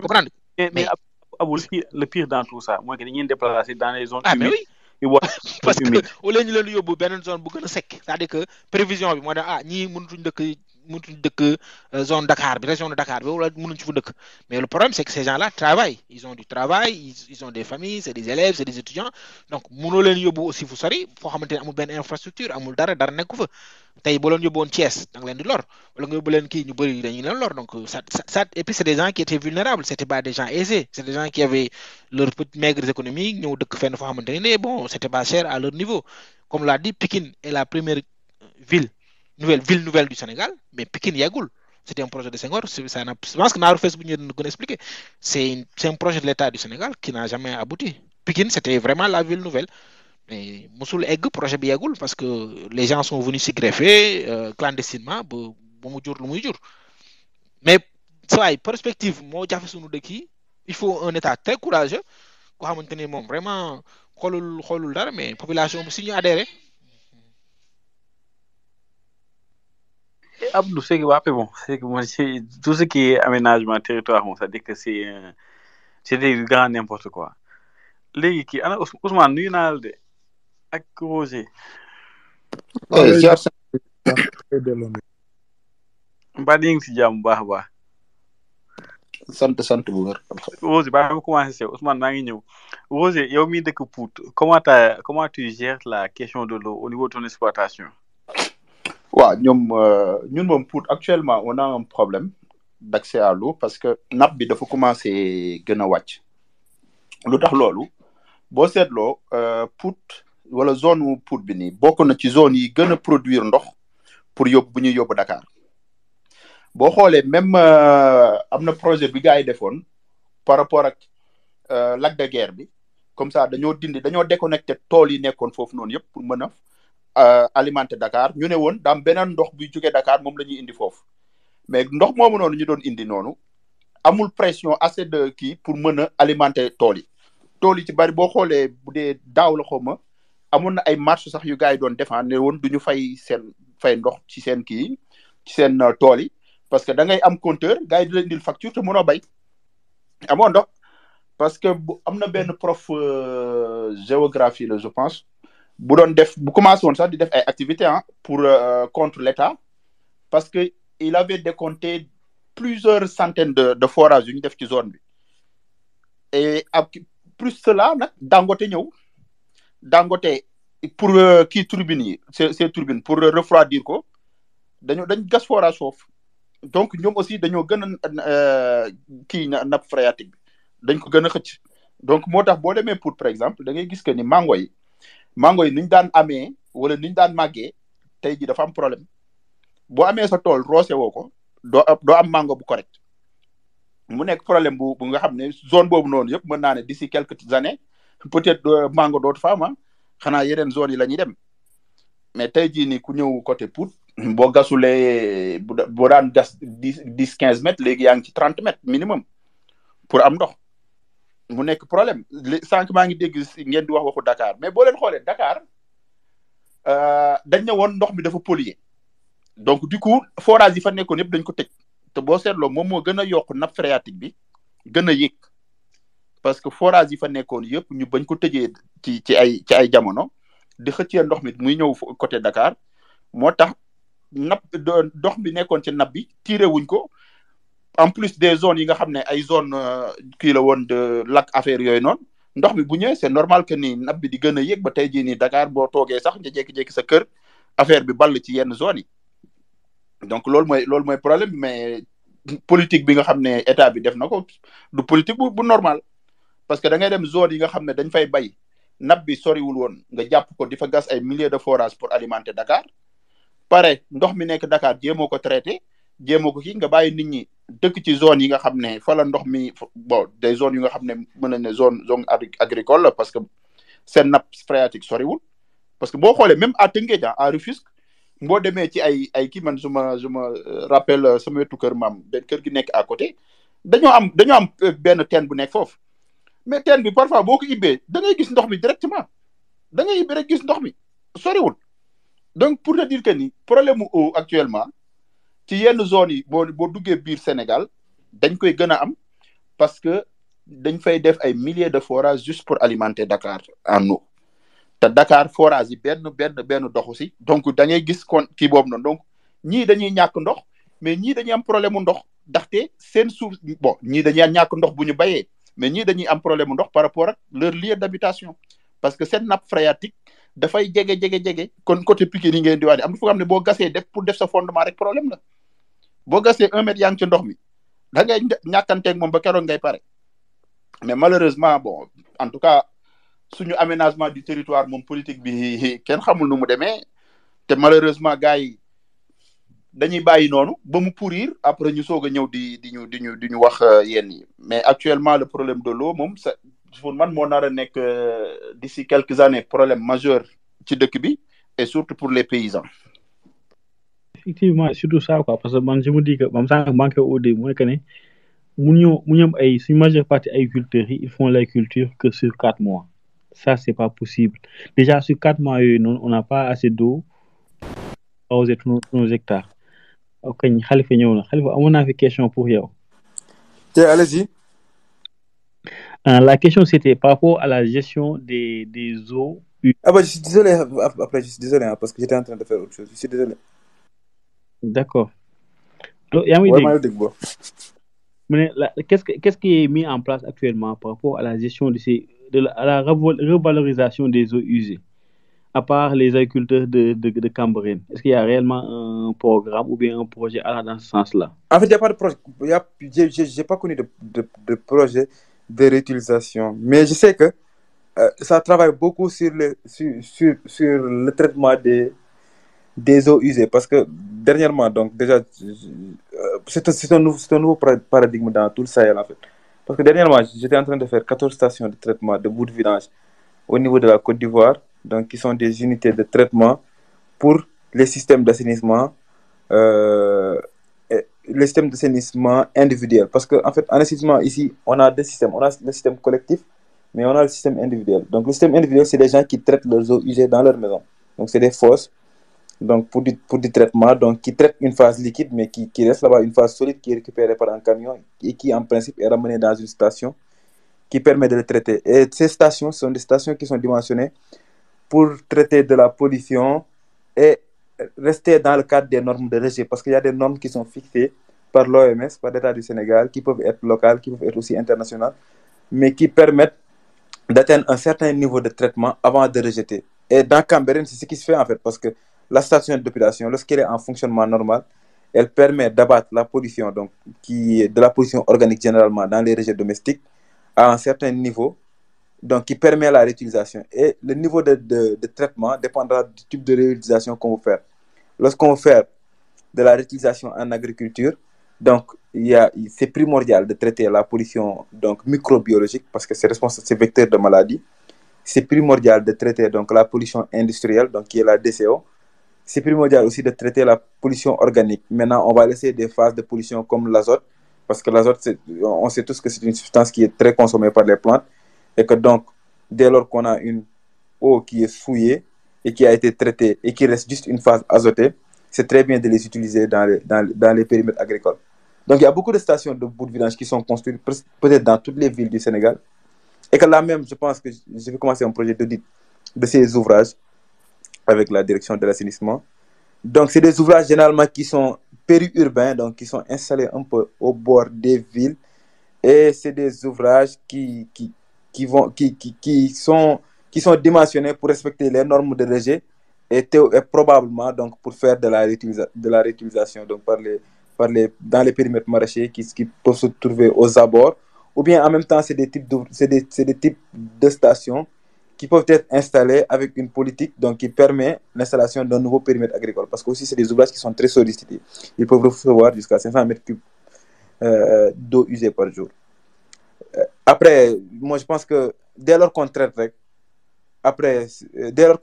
c'est de bon augure. Déjà avant qu'on traite, les maraîchers utilisaient les eaux usées pour arroser.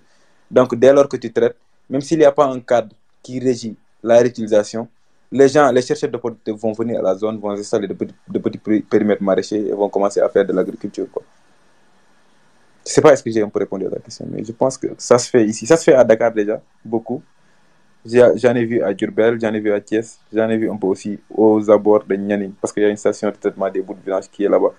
Après, le réseau collectif au Sénégal, c'est uniquement pour Dakar. Hein. Dakar, il y a un réseau collectif normal. Donc, il y a Cambérène qui traite. Et aux abords de Cambérène aussi, j'ai visité un périmètre maraîcher derrière, donc avec une petite communauté qui est en train de faire là-bas des légumes, ainsi de suite. Après, il faut s'assurer que les dispositifs de traitement fonctionnent à merveille. Allez-y, Sénas. Je pense que j'ai essayé de vous répondre. Merci beaucoup, Khalifa. Khalifa, merci si leeral yi am na solo trop. Léegi la question pour venir maintenant kii Mbacké bàyyi Mbacké ñëw am na question. Ouais. waaw damay sax bu wax macha allah.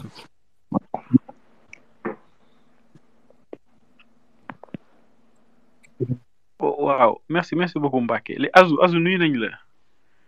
Asalaamaaleykum, maa ngi nuyu ñëpp di ziar ñëpp. ba yaa ngi si jàmm. Alhamdulillah. Ouais, je crois que thématique bi ça te parle. waaw ça me parle un peu. duma nag spécialiste en agriculture, mais quand même maa ngi def hydraulique et je pense qu'il y a un lien fort entre hydraulique et agriculture.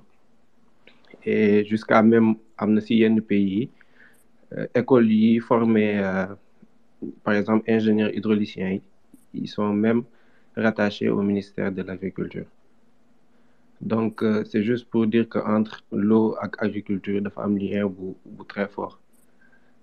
Maintenant pour ñëw si thème bi comment faciliter l'accès à l'eau dans le monde agricole, je pense que moyen yi nit ñi gën a xam mooy utilisation ou forage dans un premier temps.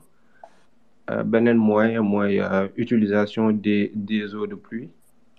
Je pense que actuellement nag bi gën a nekk tendance bi gën a nekk en vogue bi ñuy wax en tout cas dans le monde entier, c'est la reuse wala réut français réut la ñuy wax mooy réutilisation des eaux usées.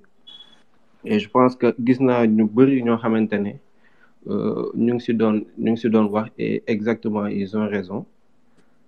tey paradigme bi am bees mooy je pense que bu ñuy xool en termes de normal climatique Sénégal mën nañu dugg ci quatrième normal climatique bi parce que premier bi c'était de 1930 à 1960 bu fekkee ne am na ay climatologue peut-être ñoom mën nañ si gën a appuyer dafa nekkoon tendance boo xamante ne c'était voilà nit dañoo doon am ndox de eau de pluie en quantité vraiment affaire yëpp di ñëw entre 60 et 90 mu nekk benn période de sécheresse donc troisième normal climatique bi ça a commencé en 1990 donc chaque normal climatique ça dure 30 ans donc et sooy xool première normal climatique bi ak troisième normal climatique bi ñoom ñooy bokk ay tendance donc de 90 à 2020 je dirais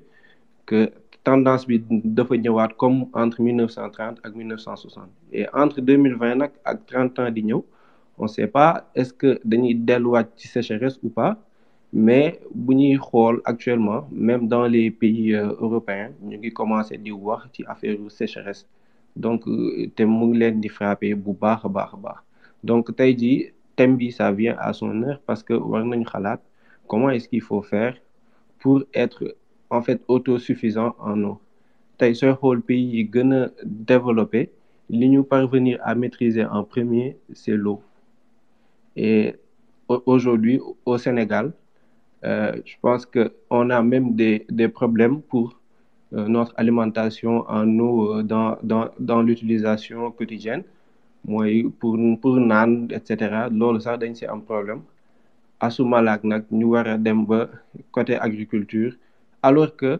on a les ressources on a les ressources qu'il nous faut maintenant nag il nous faut par exemple dans chaque zone mu am un schéma directeur ñu xam qu'est-ce qu'il faut faire pour utiliser eau yi à bon escient tey bu ñuy wax réutilisation des eaux usées station d'épuration bu Cambérène bi mu ngi amoon comment mu ngi amoon 3000 capacité wu traitement ou 3200 équivalents habitants genre loolu c'est rien du tout par rapport ak population bi nekk à Dakar et si on parle d'équivalent habitants c'est en fait la charge de pollution en DBO5 donc loolu moom mooy ñuy jox à peu près capacité wu traitement en pollution et station bu Cambérène bi c'était juste à 3200 mais je pense que étendre nañ ko maintenant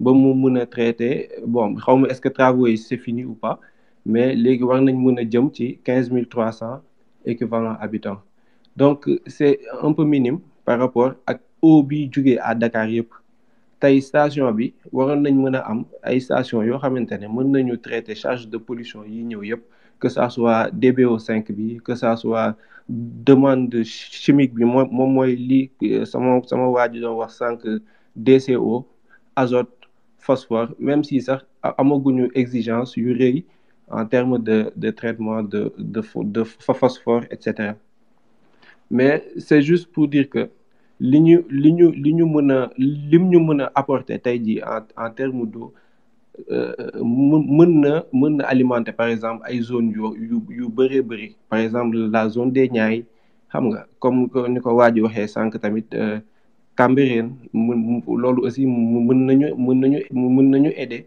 pour ñu mën a alimenter suñu ay zones agricoles tey man station d'épuration yi ma si xamagum Cambérène bi moom laa xam Kër Seyib Ndoye je pense que aussi am na bu nekk à Tivaouane mais oui. Je voulais dire en fait je voulais pas te couper, je suis désolé.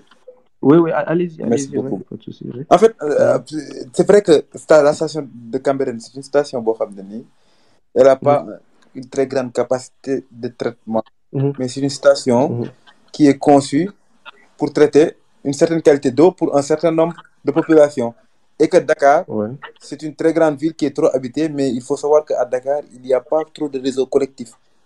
Il y a une bonne partie de Dakar elle est assainie en assainissement autonome donc les gens aujourd'hui par exemple là je faisais du réseau collectif dans la zone de Tivaouane, Diacksao, Diamaguène, Sicap Mbao, Thiaroye Gare, là-bas, tous les gens ont des fosses. Et c'est une très grande partie de Dakar. C'est la partie de Dakar où il y a beaucoup plus À Ouais. Dakar, il y a 4 stations, en fait. Parce qu'il y a la station de Niayes, donc il y a la station de Rufisque, il y a la station de Tivaouane Peulh, et il y a la station de Cambérène. Parce que Cambérène, c'est une station couplée. Il y a une station de traitement des boues de vidange et une station de traitement des effluents, donc du réseau collectif.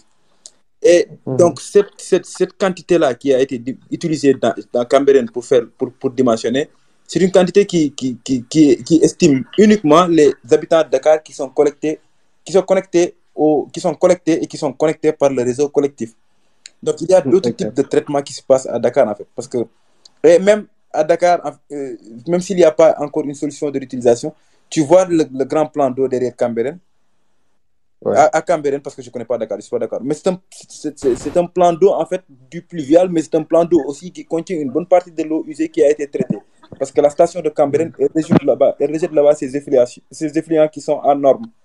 Donc, je pense en termes d'analyse qu'il ne faut pas juste analyser en fait la capacité de traitement de Cambérène, mais il faut plutôt analyser le nombre de populations de Dakar qui est connecté à un réseau collectif et qui sont très minimes. Parce que Dakar, c'est une ville qui est remplie de personnes, mais qui est généralement assainie en autonome.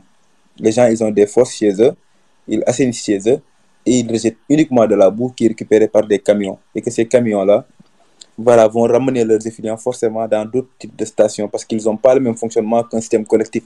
Un système collectif, c'est un système de riches.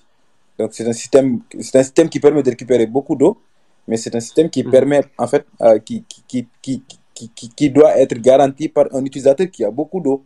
Parce qu'aujourd'hui, pour chercher des excrétas dans une toilette, lorsque tu vis aux Almadies ou bien tu vis à Grand Dakar ou bien je ne sais pas où, en tout cas là où vous êtes connecté au réseau collectif, c'est un système où il faut 7 à 10 litres d'eau pour chasser un excréta. Alors qu'un système d'assainissement autonome avec un petit pot d'eau de moins de 2 litres, tu peux chasser tes excrétas. Et en même temps, tu le traites chez toi parce que tu as une fosse donc, qui est connectée à un ensemble système de compartiments donc, qui permet de traiter toute la phase liquide et de laisser la phase solide donc se décanter au fond de la fosse qui est récupérée par un camion vidangeur. Donc, dès lors qu'elle est amenée à Cambérène, déjà c'est un problème pour le fonctionnement de Cambérène parce que ça ne permet plus à Cambérène de fonctionner normalement parce qu'il reçoit des effluents qui sont beaucoup plus d'eau. Il reçoit beaucoup d'eau, mais il reçoit des effluents qui sont à l'encontre de son processus de dimensionnement.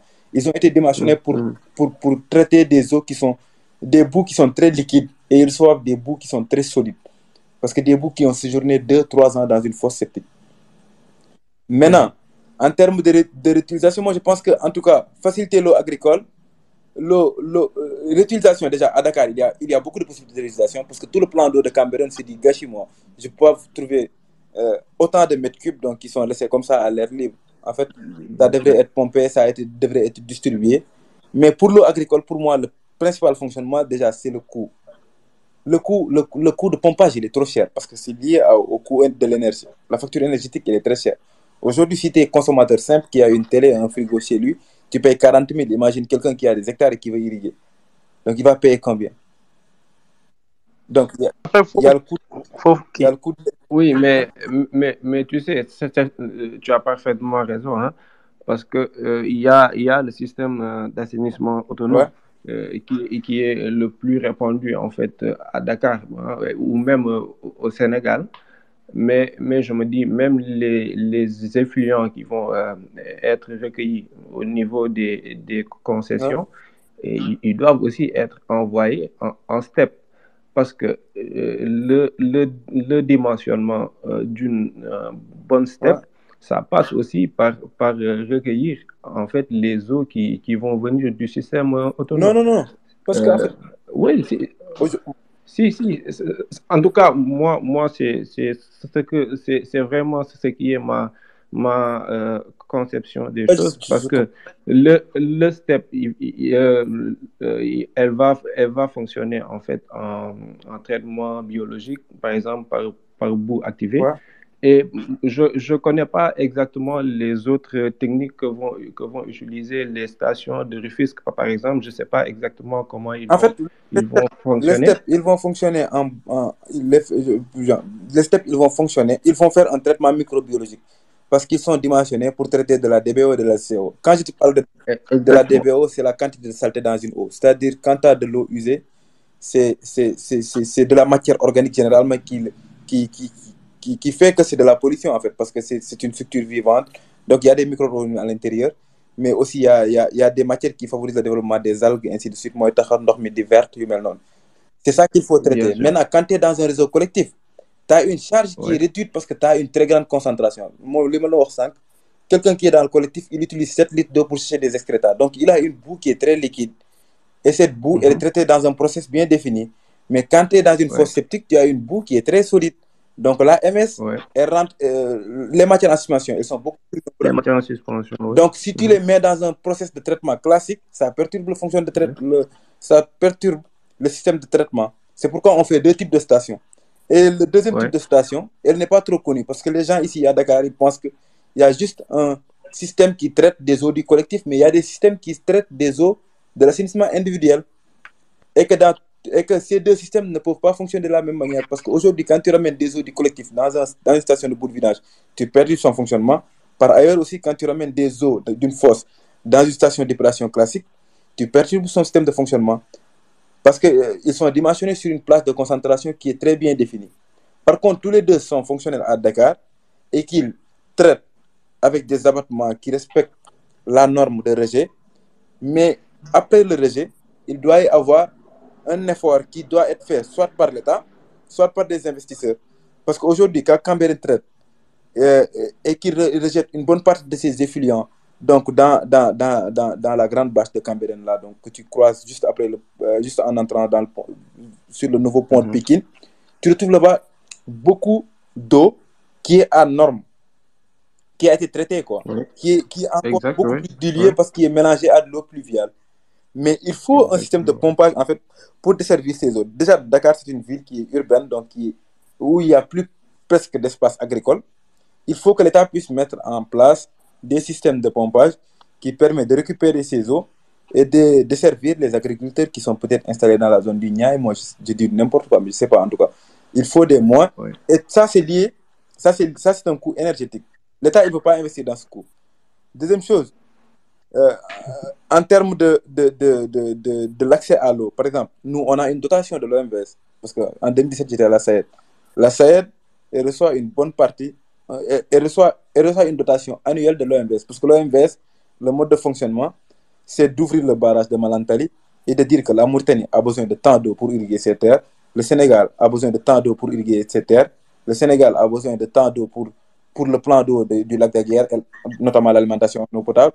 Le Sénégal a besoin de tant d'eau pour l'irrigation de terre. Maintenant, dès lors que ces lâchers sont faits, on a un volume d'eau qui est piégé entre le barrage de Malantali et le barrage de Diama. Ce volume d'eau, maintenant, il doit être redistribué aux agriculteurs. Et c'est ce paradigme, moi, je pense qu'on a raté. Parce qu'aujourd'hui, quand tu pars dans des pays comme le Maroc, tu vas trouver qu'un projet de fin d'études, en 2016, j'ai travaillé sur un canal de 35 km, Dakar-Thiès, quoi. Tu vois?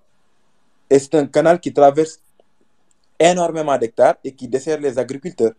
Donc aujourd'hui, il ne suffit pas uniquement de traiter, mais il suffit encore de mettre en place des ouvrages de transport qui peuvent être des ouvrages de transport sous pression par du système de pompage ou bien des ouvrages de transport gravitaire pour ramener ces eaux-là vers les utilisateurs. Il faut réfléchir aussi sur le coût énergétique, le coût de pompage. Il faut réfléchir aussi sur le coût de génie civil parce qu'aujourd'hui, un entrepreneur agricole, il a des problèmes parce qu'on lui demande 10 millions pour faire un mini forage. Ouais, exactement. Les Khalifa, il y a deux questions qui se posent. C'est-à-dire que la première question, c'est la question primordiale. C'est-à-dire que comment se fait-il que Sénégal, on a assez de cours d'eau et on n'arrive pas à, comment ça s'appelle encore, à utiliser, à ramener ces eaux-là vers l'intérieur du pays au lieu que l'eau s'achemine vers l'océan. Non, parce que nous, en fait, on n'a pas de politique agricole. On a une politique d'infrastructure et une politique de service. C'est tellement simple. On n'a pas de politique agricole. Genre, si on avait une politique agricole, l'État va dire que en agriculture, l'élément essentiel, c'est la maîtrise de l'eau. Il faut maîtriser l'eau. Si tu ne le maîtrises pas, tu jettes ton argent à la fenêtre. Tu peux rien produire, tu peux rien faire, tu risques même de produire à perte. Donc l'État, en plus, par exemple, ce pays il est bondé d'eau. Déjà, moi, j'ai jamais compris en fait les gens qui sont là et qui parlent d'irrigation, par exemple, goutte à goutte. Nous, on n'est même pas dans un contexte d'économie d'eau. Parce qu'on a des plans d'eau partout. On a un grand plan d'eau à Dakar qui s'évapore, à Cambérène. On a un grand plan d'eau donc depuis Bakel, barrage de Diamant. Donc on a un grand plan d'eau d'intérieur, le lac de Guerre. On a de l'eau pluviale qui circule partout ici à Dakar. Et on a des bassins qui permettent de les récupérer, comme le grand bassin de Cambérène. Mais on ne veut pas les distribuer. Donc on les laisse là-bas s'évaporer.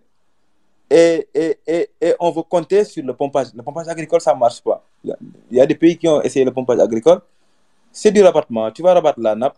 Les agriculteurs de demain vont payer plus cher pour arroser. Les agriculteurs d'après-demain vont encore payer plus cher. Parce que dès lors qu'il y a par exemple, ça se passe dans la zone de Niayes actuellement.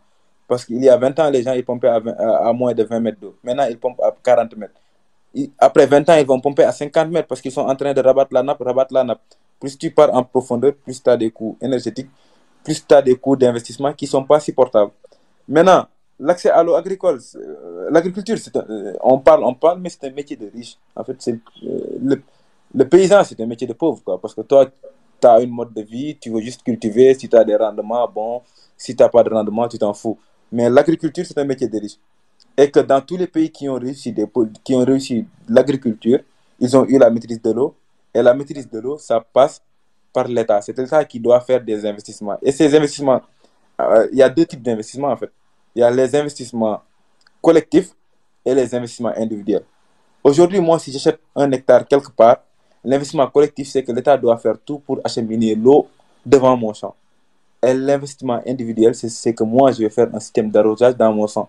Mais pour que je fasse un système d'arrosage dans mon champ, il faut que l'État l'amène de l'eau jusqu'à mon champ. Et ça n'existe pas ici.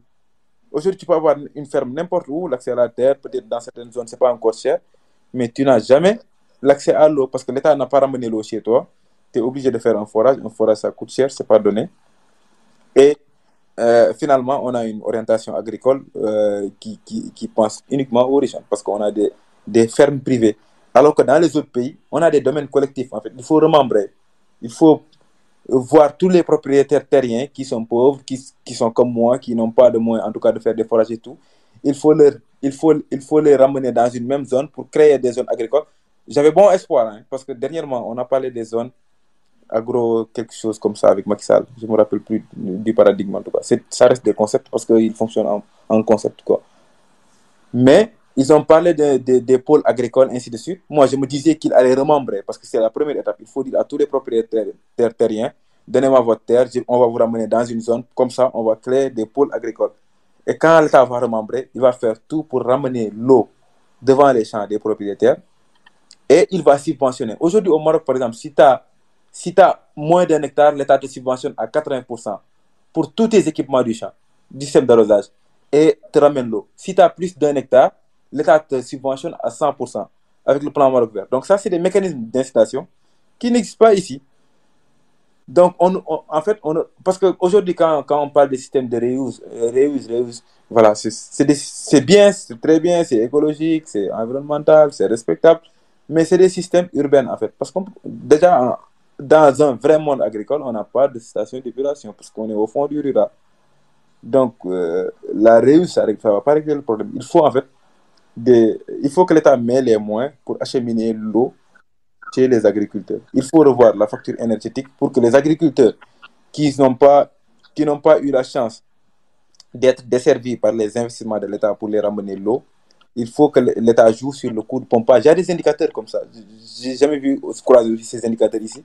Mais dans les autres pays, les indicateurs, c'est quoi? Le coût du watt-heure, de pompage, ce type d'indicateurs. Dès lors que ces indicateurs seront baissés, même si l'État n'amène pas l'eau, les gens auront les moyens de mettre des forages et auront les moyens de les arroser. Aujourd'hui, si tu as des cultures comme la pastèque, qui fait bon marché, parce qu'une pastèque, ça fait plus de 5 kg, et le kilogramme est vendu minimum à 500-600. Donc voilà, c'est de très bons emblavements qui peuvent faire facilement du chiffre, mais tu peux pas t'en sortir parce que c'est des cultures qui sont consommatrices, qui prennent beaucoup d'eau, et que toi, tu n'as pas un appui de l'État qui te permet d'assurer le besoin en eau des cultures. tu as un coût de pompage qui dépasse les 500 pour un watt-heure. Je dis n'importe quoi parce que j'ai pas une idée. Mais je sais qu'en tout cas, les producteurs ici, ils peuvent pas supporter le coût de pompage.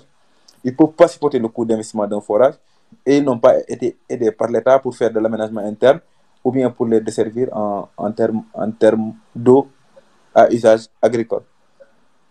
Donc, le problème, en fait, il est structurel. Il est beaucoup plus profond qu'on le pense. Donc, et on est en train de faire un système d'agriculture pour des riches, hein, parce que c'est des hauts gradés, c'est des ministres, c'est des étrangers qui ont les grandes exploitations, voilà, et qui maîtrisent les investissements. Par contre, les autres, on les laisse se casser la gueule parce que c'est des paysans qui ne sont pas considérés par nos systèmes politiques.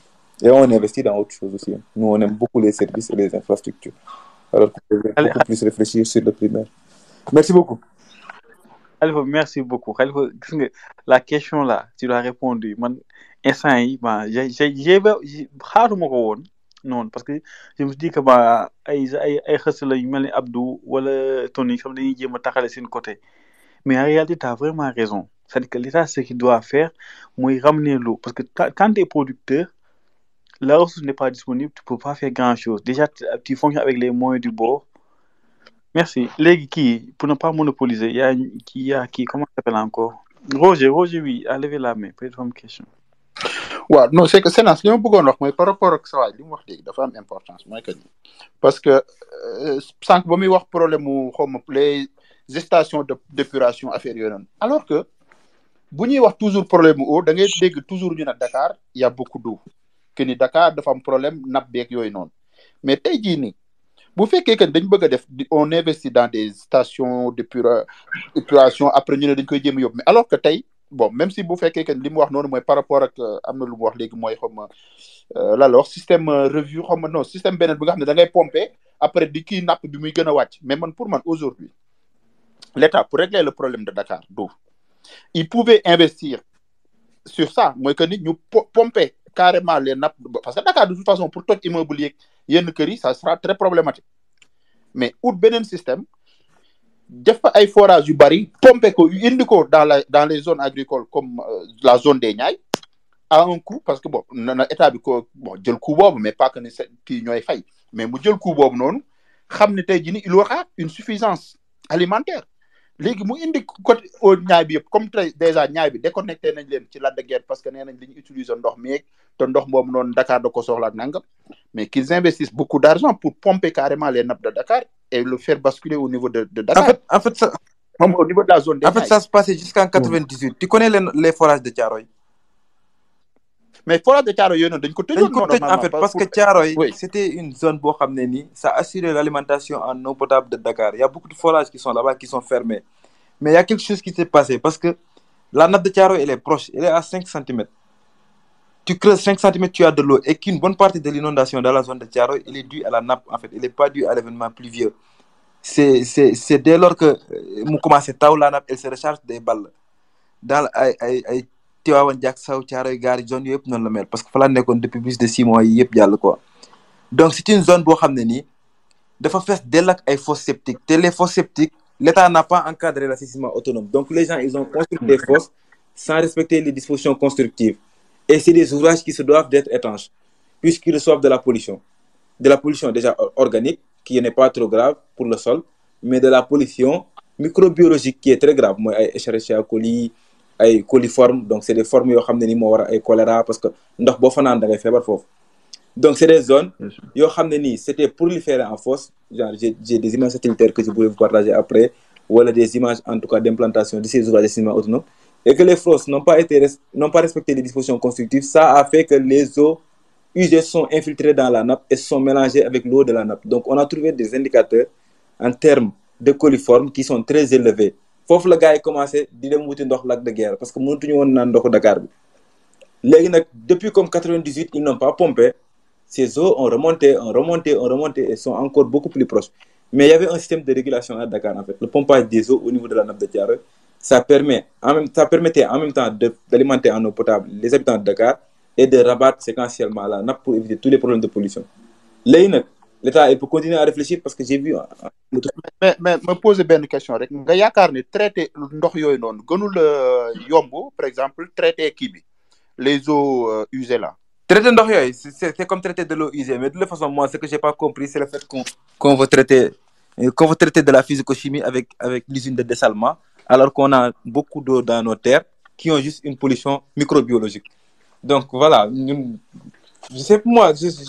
Non, mais je pense que aussi l'usine de dessalement, c'est juste une alternative quoi pour la distribution de l'eau, parce que aussi mënuñoo jël concentré distribution wi ñëw à Dakar yëpp ci lac de Guiers. Donc c'est pourquoi en fait il fallait traiter la nappe de Thiaroye pour résoudre des problèmes d'inondation et alimenter en eau potable au lieu de.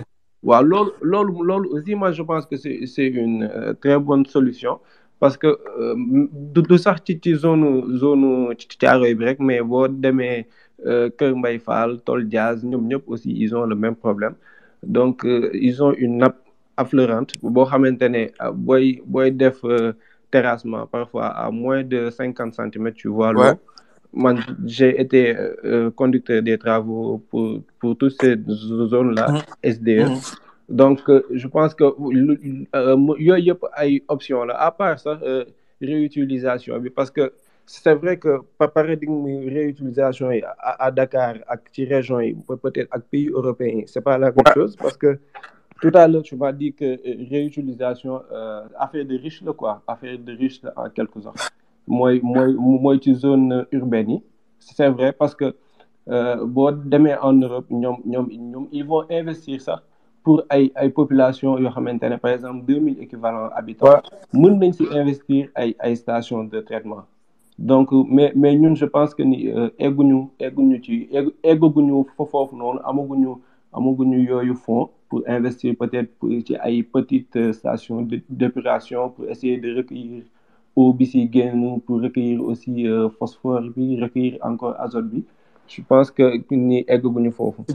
Mais li wóor mooy la nappe de Thiaroye qui est vraiment affleurante, mën na nekk option pour ñu pomper ko, stocker ko, traiter ko, soog ko envoyer waat ci champs yi en fonction de qualité physico-chimique eau bi ak qualité microbiologique eau. Ok.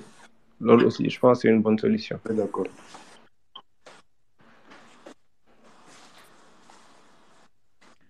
Merci beaucoup Khalifa ak Azou. Je sais pas ana kii Abou, je sais pas si tu veux poser une question.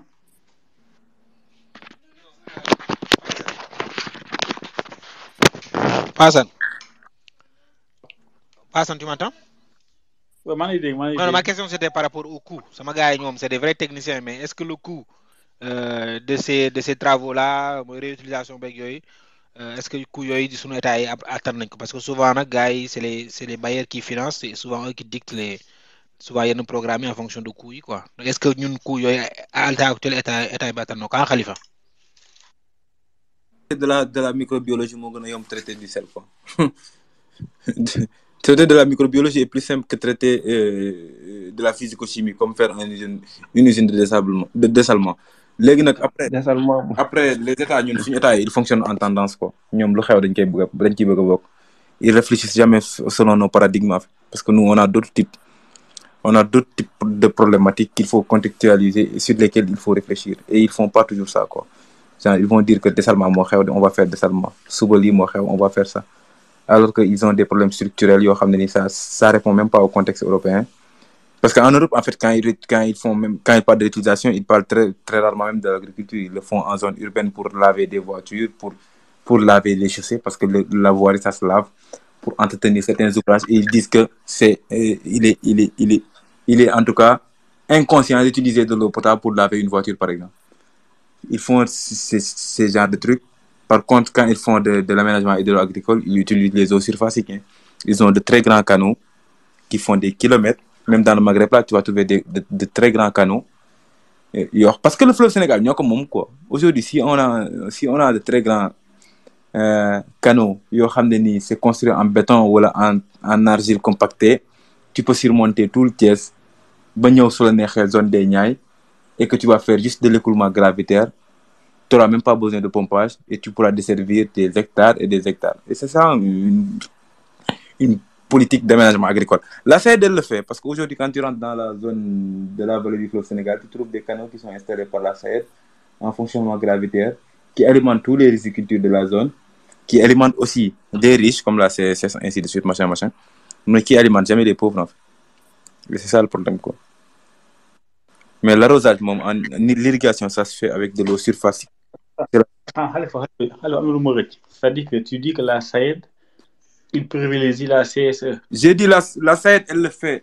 La SAED, en fait, la SAED, quand je dis la SAED, c'est l'État. Hein, parce que Oui. c'est une étatique. J'ai dit qu'il fait des choses parce qu'il pose des canaux dans la zone de la vallée du fleuve Sénégal pour irriguer des riches ICSS qui font du sucre parce qu'ils ont un grand besoin d'eau, la canne et les consommateurs. Voilà la SCL, donc la société française là qui fait des légumes à Saint-Louis. Donc tout ça c'est irrigué par des eaux de la SAED. Mais il faut encore pousser l'investissement pour arriver chez les pauvres. Parce qu'aujourd'hui le bassin arachidier, ils ont que la nappe pour pomper. Les gens qui sont là-bas sont des paysans comme mon grand-père, ils n'ont pas d'argent, ils ne peuvent pas se permettre des forages, donc ils font depuis des années du bourg. Ils cultivent que durant les événements pluviaux. Donc, il faut que l'État puisse investir sur des canaux qui puissent desservir tous ces agriculteurs-là, qui sont en fait le vrai maillon de notre monde agricole. Parce que chaque fois qu'on tue un paysan local, on tue un consommateur sénégalais. Parce qu'aujourd'hui, toutes ces grandes entreprises et ces industriels qui sont là pour produire, ils ne produisent pas pour nous, en fait. À chaque fois qu'ils nous vendent un fruit, c'est un écart de culture. Hein. C'est qu'ils ont trié la bonne qualité, qui ne rentrent pas dans les normes d'exportation. Ils vont nous vendre des oranges ou bien des mangues qui sont des écarts de culture. Et que l'État devait beaucoup plus travailler à donner de l'eau à ces petits paysans-là. Parce que maire yooyu noonu ñoom ñooy witti seen tool yi parce que man damay dem lu bëri nooto guy jama damay dem marché yooyu noonu pas samedi pour voir est-ce que le monde agricole respire. Et je trouve là-bas des braves dames qui ont un panier de tomates, un panier de salade, un panier de pommes de terre, des oignons qu'ils l'ont fait dans leur champ, qu'ils vendent à bon marché, 1 kilo moins de 500. Et c'est eux qui font vivre en fait la population locale. Et ça, c'est très compréhensible parce que ça se voit même dans le secteur de la pêche. Moi, je suis à Bourse, les parents ils ont du mal à manger du poisson parce qu'il n'y a plus de pêcheurs artisanaux, il y a des pêcheurs industriels. Maintenant, les pêcheurs industriels, c'est comme des agriculteurs industriels. Ils ne pêchent pas pour nous, ils ne cultivent pas pour nous. Ils cultivent pour l'exportation ou pour la conserve. Donc, l'État devrait voir comment il organise ses investissements, comment il va aider en fait ces petits agriculteurs à avoir la maîtrise de l'eau par des investissements, les desservir en utilisant nos potentiels parce qu'on a un très grand potentiel hydraulique qu'on peut traîner chez les producteurs.